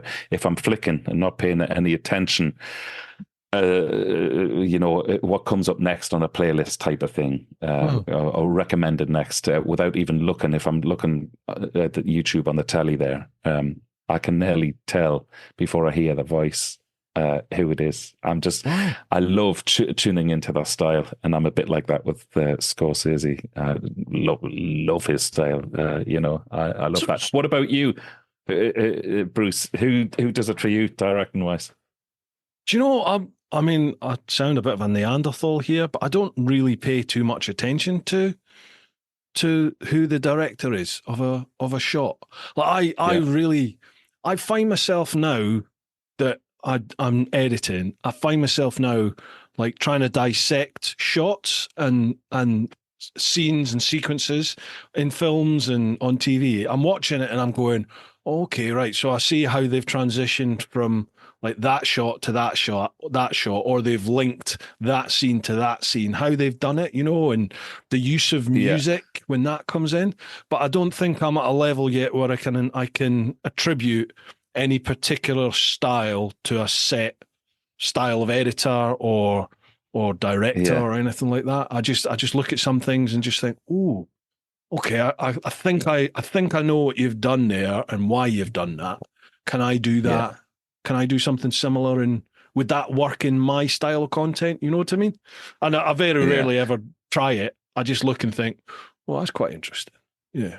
But did you see the movie 1917? No. Set in the trenches. That's the one with that massive, long, continuous shot. Is that the start? Yeah. Opening shot. What's the cameraman's bloody name? Sir. I can't remember. He's now a sir. Is he? So himself and Roger. Oh God, I'm shite with names these days. So when I see the partnership between a cameraman and a director to make something like that happen, like that opening was an 8-minute shot, all one shot. When I see the work which goes into that, I just, as well as the kudos to the cameraman, I just think, fair play to the director for even giving this a go. And I know in my world, the best directors are always the ones who will listen to my ideas, not the ones who are there trying to justify their position because they're the director and I've worked with them. And the directors who will always get my 100% creativity are the ones who are stood there in front of me saying, yeah, tell me more about that. Let's give that a try. So I'm going to get into the technicalities here, or try and at least appreciate and understand some of this. As a cameraman, like what's going through your mind for a specific shot. So let's say, okay, for that thing there, 1917. So are you told by a director, right, this is the shot that I want? Or do they say to you, I'm thinking this. I'm thinking like, I don't know. I'm thinking one continuous shot. I want to convey this emotion, that emotion. This is the impact I want it to have on the storytelling of the scene or of the whole film or piece, whatever it is. Is it then up to you as to how you construct the shot? Or do they tell you and then you just apply your style to it? The latter part of what you were just saying there is how I like best to work. I love a director to come to me to say, right, this is the idea. This is what I want to try and achieve. How can we do it? I love the partnership, okay? The directors who come to me, dare I say it, the ones straight out of college, hope I don't get shot for saying that. And not all of them by any means. Oh my God. But I've had a few over the years who just so happen to be out of college who say, okay, this is what I'm going to do. This is how I want the shot. So basically it's up to you to make it happen for me. And I remember famously in Ireland, one of the more experienced guys years ago, and it's one of the most famous stories in Ireland with a cameraman and a director partnership. The cameraman looked at the director and said to him, he said, if you're not careful, I'll give you exactly what you're asking for. That's one of the best put downs ever, isn't it? Yeah, exactly. Yeah. And I've been in that situation quite a few times. So I've just been shooting a new series in Ireland since February, all about up and coming bands, bedroom bands. And the idea is they all have to put their first gig on, but they have to go out on the street, sell the tickets, find the venues, speak to the people, and rehearse a set of 15 songs to actually put the gig on. It's been the most incredible show to film. It's 6.5 hours. It actually hits the air in September. And the director on that, who I only worked with briefly last year, we've had the most amazing partnership. So the director will say, this is how I want it to look. This is what I want to try and achieve. And this is the emotion I want to try and get out of that. So when a director says that to me, rather than what I want is, you know, they'll always get 100% of me. And we have just produced something special, even after 35 years of being a cameraman, for me to say that, yeah, we've just produced something special. You know, those times are few and far between. It's going to be the most incredible series. It actually turned into a huge social experiment because young kids don't know how to converse anymore, you know, because everything's online. So to see these kids going out on the street and literally selling tickets and looking at venues and asking all the correct questions which go with finding the right venue for their gig and then putting the show on in front of, say, the 200 people. It's just been incredible to shoot. That's all done and dusted now, but I can't wait to work with that director again. He's a rare find, and he will make a meteor. What did they call it? Meteorological, whatever the fuck the word is. He's going to make a massive rise in the industry. A meteoric rise. That's the word I'm looking for. He's going to make a meteoric rise. That's the word I'm looking for. Is that going to be available in mainland UK? I think it's so strong. I actually think it's so strong. I think it could become a format. Where he might take it to other countries. It's such a strong show. That's exactly what I think will happen. So watch this space. But yeah, for some reason, when you're in the UK, you can't watch the RTE player because of licensing laws, and vice versa. I can't watch the BBC thing. So VPN, and I don't know why that is. I need to get sponsored by NordVPN or such. You know, I did actually have Nord. That's it. In the first couple of years of the podcast, I think it was NordVPN got in touch about it, and at the time they gave me a trial just to try it for myself and see, and I just thought, oh, I'm never gonna. In fact, we're during COVID, so I wasn't really traveling that much, and I just thought, well, where am I going to use this? So I just thought, well, I'm not going to use it. I can't really punt it out to people, can I? And recommend it because it's not something I'm going to use. Well, now we are traveling. How many times has it been like I've been away somewhere and you're like, oh. So yeah, God, NordVPN, if you're watching or listening, yes, please approach me again. Get back in touch. It's like Manscaped. I had Manscaped get in touch with me, about Manscaped, the pube trimmer. Absolutely, yeah. Same thing. So they were like, we'll send you a kit. So they sent me a kit, and I did the business with this no nick blooming technology. I hope there's not a video. No, there's not. But I cut my ball sack to bits. I was like, Jesus Christ. Recommend this? Jesus. It looked like it was my first ever shave. You know what I mean? Bits of toilet paper all over the place. I was like, and it was a woman I was dealing with. She said, how'd you get on? I was like, yeah, I can't recommend that. Have a look at this. Yeah, have a look at this. Like a couple of swollen plums. Yeah. So the last chicken in Sainsbury's that's been beaten up, mugged. Right. Okay. Thanks for that, Gordon. Next one, Mark from Leeds. Great that Dave is back on Bru Time. He certainly won't be short of conversation as he loves to yap. I love you, pal. Yeah. So, Brucey baby, you know I'm famous for asking you to tell your your candle story. I'm not going to ask you to recite it again unless Dave wants to hear it. I think Dave's heard it. You do, Dave, don't you?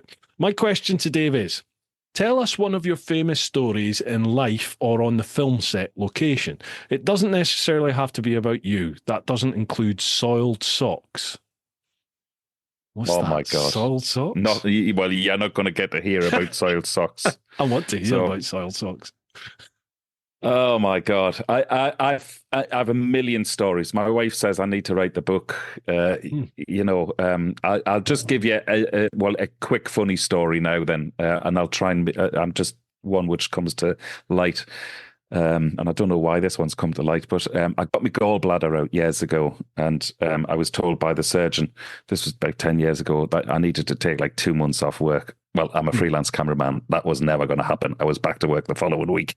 Yeah. And we were filming, it was Come Dine With Me. We were filming in this very, very posh house in southern England. I'm not going to name the location. We went out for lunch. I was on the day shift, which is the shift on Come Dine With Me where you film all the food being prepared, and then you leave the house at 5 o'clock that night when the guests arrive, and then we go to the hotel and blah, blah, blah. So the day shift's quite an easy shift. So anyway, we go out. Now, I'd had the gallbladder removed the previous week. We go out in this posh area of southern England, and we go to a lovely restaurant for lunch where I had yellowfin tuna. Now, I don't know if any of the listeners have ever had their gallbladder removed, but basically you've got to take it handy with what you eat for the first few months, because it's all to do with the release of the liquid from your gallbladder, where your liver takes over the management of it, bile. So anyway, so I had yellowfin tuna because, I like a nice lunch. And thinking that'll be grand. Anyway, we're walking back down the high street towards the house where we're filming, and I'm thinking, oh, Jesus, this doesn't feel right. So I literally, it came on, and I was told by the surgeon that when you need to go, you're going to need to go. So we ran back to the house where we were filming after lunch, and I ran up. This is how grand the house was. It had big stone steps. I ran up the stone steps into the hallway with the parquet flooring, where there was a little toilet. I remember from having a wee in there in the morning. So I went into this little toilet, and well, I won't describe it, all right, but obliterated it. Yes. Yeah. So it was like a flock of pigeons. Now, this toilet had no ventilation, no window, nothing. No. It was a cupboard which had been converted. And you didn't have a lighter. No. So meanwhile, the rest of the crew is in the kitchen with the contestant who's putting on the dinner party that night in this house. And I just destroyed his fucking downstairs toilet. So if that wasn't bad enough, I'm just about done, right? And I hear voices outside of the toilet door. Oh, no. And it's the contestant's wife with the children who've come back in for the afternoon, and playing in the hallway. And I'm thinking, I can't walk out now because this is horrific. Like, I was nearly reaching, I can't walk out now because those poor people that don't deserve this. Anyway, I have my phone on me. The director who's in the kitchen, he rings me and he says, are you all right, Dave? We need to get going. Dinner party's happening in 3 hours' time. Where are you? I said, I can't move. I'm in the downstairs loo. And the wife is outside with the kids. I said, can you distract the wife and the kids? Because if I open the door, the smell is like going to knock the kids unconscious here. So he got into action. He got that side of the operation done, right? And I made it into the kitchen where we started filming again. All is forgotten and I feel great. Except 5 minutes into the filming, the wife knocks on the kitchen door and she says to her husband, and we're there filming, right? She says to her husband, she said, can I have a word? And the contestant saw how urgent this was. So he said to all of us, can we just stop filming? I need to go and sort this. He was wearing a radio mic. And you could hear, right? Oh, so no. so he goes out into the hallway. The sound recordist is looking up to me, right? And I'm looking at the sound recordist, and he's got the cans on. He's looking up to me, and he says, "So anyway, she had told him that basically, whoever was last in the toilet had blocked the drains. We couldn't possibly host a dinner party in the house tonight. She'd phoned Dino Rod." Right, so we carried on with the filming. Dino Rod came to the house to unblock all the fucking drains just because I'd had my gallbladder removed the previous week. And the dinner party was nearly called off because of the smell in the house. Oh, brilliant. So there you go. Don't eat yellowfin tuna after you've had your gallbladder removed. It's not good. Dave, that's pretty much the reason why when I'm on tour, I don't have breakfast or lunch, because I get similar issues pretty much constantly. I feel your pain and your embarrassment, brother. Oh man, it was a low point in my life. Sounds quite fun to me. Right, last one, Rebecca Christie. Go on.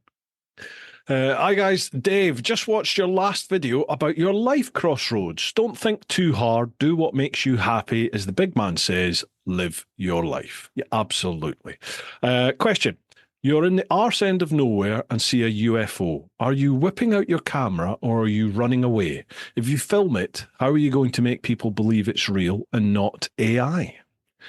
Ooh. That's a great question. However, when you said whipping out I didn't know what you were going to come out with there. So I'm glad it was the camera and nothing else. I was trained in news. So I spent 15 years filming news. And when you're trained mentally to film news, you film everything in front of you as it unfolds and you question what you're filming afterwards, really. And that's the way I was brought up. Now, I've got into trouble for that a few times when I moved to Ireland because it's more feature and documentary stuff that I work on in Ireland. Obviously, Come Dine With Me is a totally different thing altogether. So I just film any event happening in front of me. Like I say, because that's the way I'm trained. So I would absolutely film the UFO. But the AI thing is going to be a huge problem. And I think more so for YouTubers. Funny enough, I don't think the broadcast world is ready to be taken over by AI yet. Who knows? Watch this space 2 years' time. We might be eating these words the way technology is moving. But when that's a YouTube videos, by the way, now, just as a side note here, and they've got AI voices and it's just a montage of photographs, I'd switch off. So not interested in any of that. Absolute garbage. I won't waste my time watching that. Sorry, have you Bruce, seen on YouTube now, when you upload a video, you have to check a box to say whether or not your content has any AI content in there? Oh, wow. No, I haven't noticed that. No, I haven't noticed there's a little checkbox now where the description and you put your tags and everything like that. As you scroll down, there's a box. There's one box that says, "Is this intended for children?" And then I think it's underneath that. It's got, I know that one. Does it contain any AI content? That sort of stuff. Right. And I'm never quite sure how to handle that. I always say no, but Photoshop has. I can't remember the term, but basically, you can use Photoshop now to use AI to generate parts of an image. So, for example, I've got a vid coming out tomorrow from the Northumberland clan meet, and I'd taken a portfolio orientated picture of Bamburgh Castle. It was me sat in the throne outside Bamburgh Castle. So I've got the picture of that, but obviously I want that as 16:9 ratio for the thumbnail. So Yeah. I whacked it into Photoshop, and then you can sort of put it on a 16:9 canvas with the original image as a strip in wherever you want it. And then you can use Photoshop AI to generate the rest of the image. And it does a fantastic job at doing it. It's Wow. just Wow. witchcraft how it does it. So I've done that. And then, I've used bits of Photoshop to bring in other bits of images and stuff. And I think to myself, well, that's AI, but it's the thumbnail. It's not the actual vid. So, I don't tick the AI box. And I just think to myself, well, should I? Am I supposed to? I don't know. Yeah, I mean, would the algorithm pick up on that maybe, and then sort of give you a strike? I don't know. It's not so far. Yeah, I mean, I would probably do the same as you. I wouldn't be ticking the AI box because, I mean, what's that old saying? Asking for forgiveness is a lot easier than asking for permission, Yeah, it's very true. Very true. Yeah. So, how do you think AI is going to impact then on YouTube? I think we're going to see a lot more videos from creators, just like what I was talking about, Faceless content. Faceless content, but also reactions to announcements like the new GSA. I'd say with things like that in the future, that's where we'll really see it creeping in very quick, where people want to be the first to get a sort of reaction vid out, and I think if they have everything done by AI, they can knock something together in 2 minutes. Done by ChatGPT or something like that. You can trot out a video within 2 minutes and have it uploaded. And I think that's where we're going to see the initial rush of it, sort of live reactions to announcements. So, indeed, even with news, say last week when Biden announced he was stepping down, I think we're just going to see a barrage of reactions to big news stories like that, and it'll all be AI. And I think, well, personally, I'm thinking you'll have to wait for like a couple of hours to get a proper news story, without having to sift through all of that AI. So I think that's where we'll see the majority of it happen.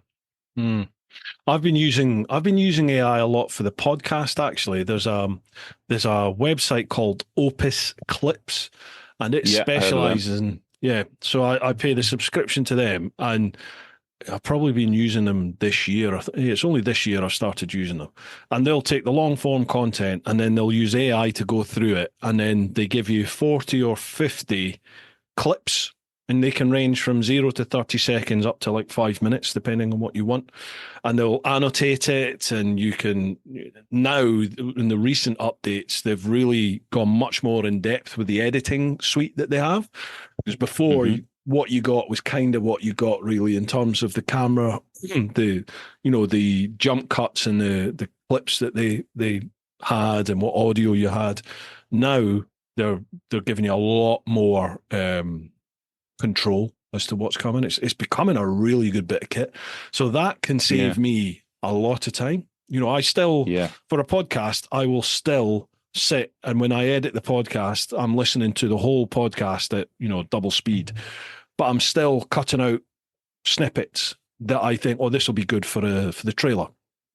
So I'll still do that. So the first sort of snippet, the first promo vid I'll launch on a Wednesday when it goes live is generally one I've done manually. But after that, I tend to just use Opus Clips to find talking points throughout the content.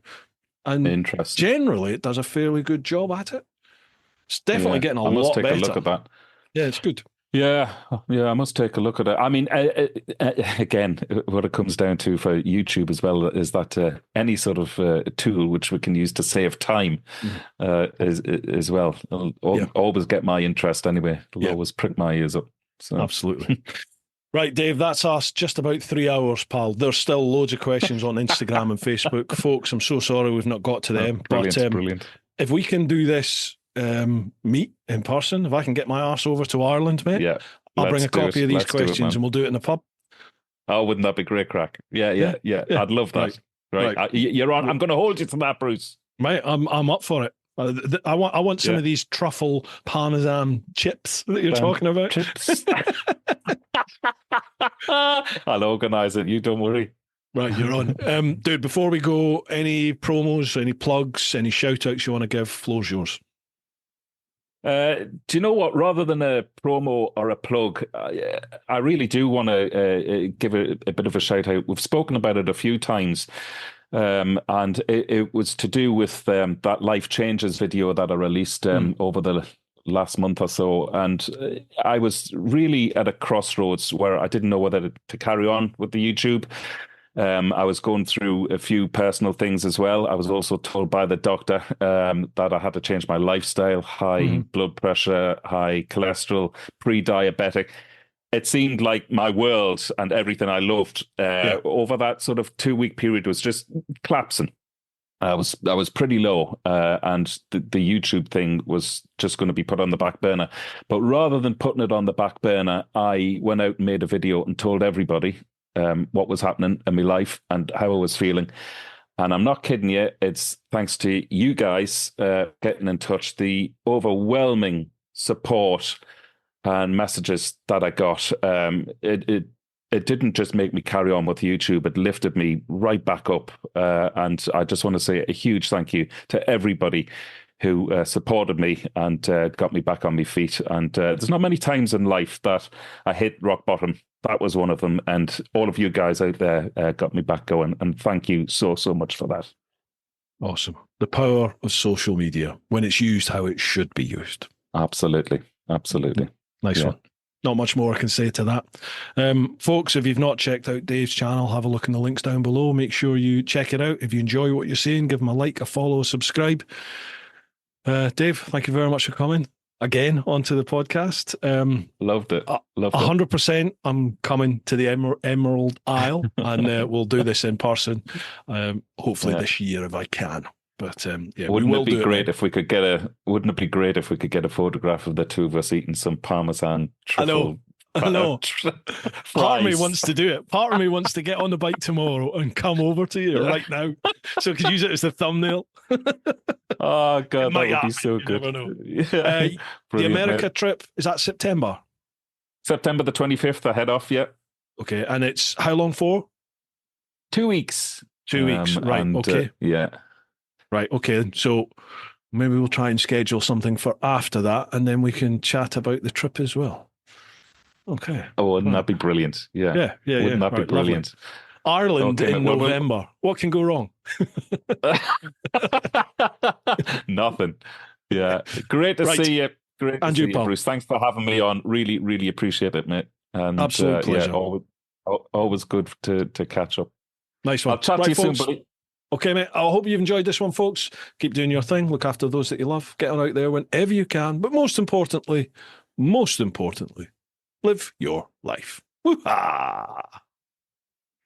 Dude, mint. Awesome. Let me stop that.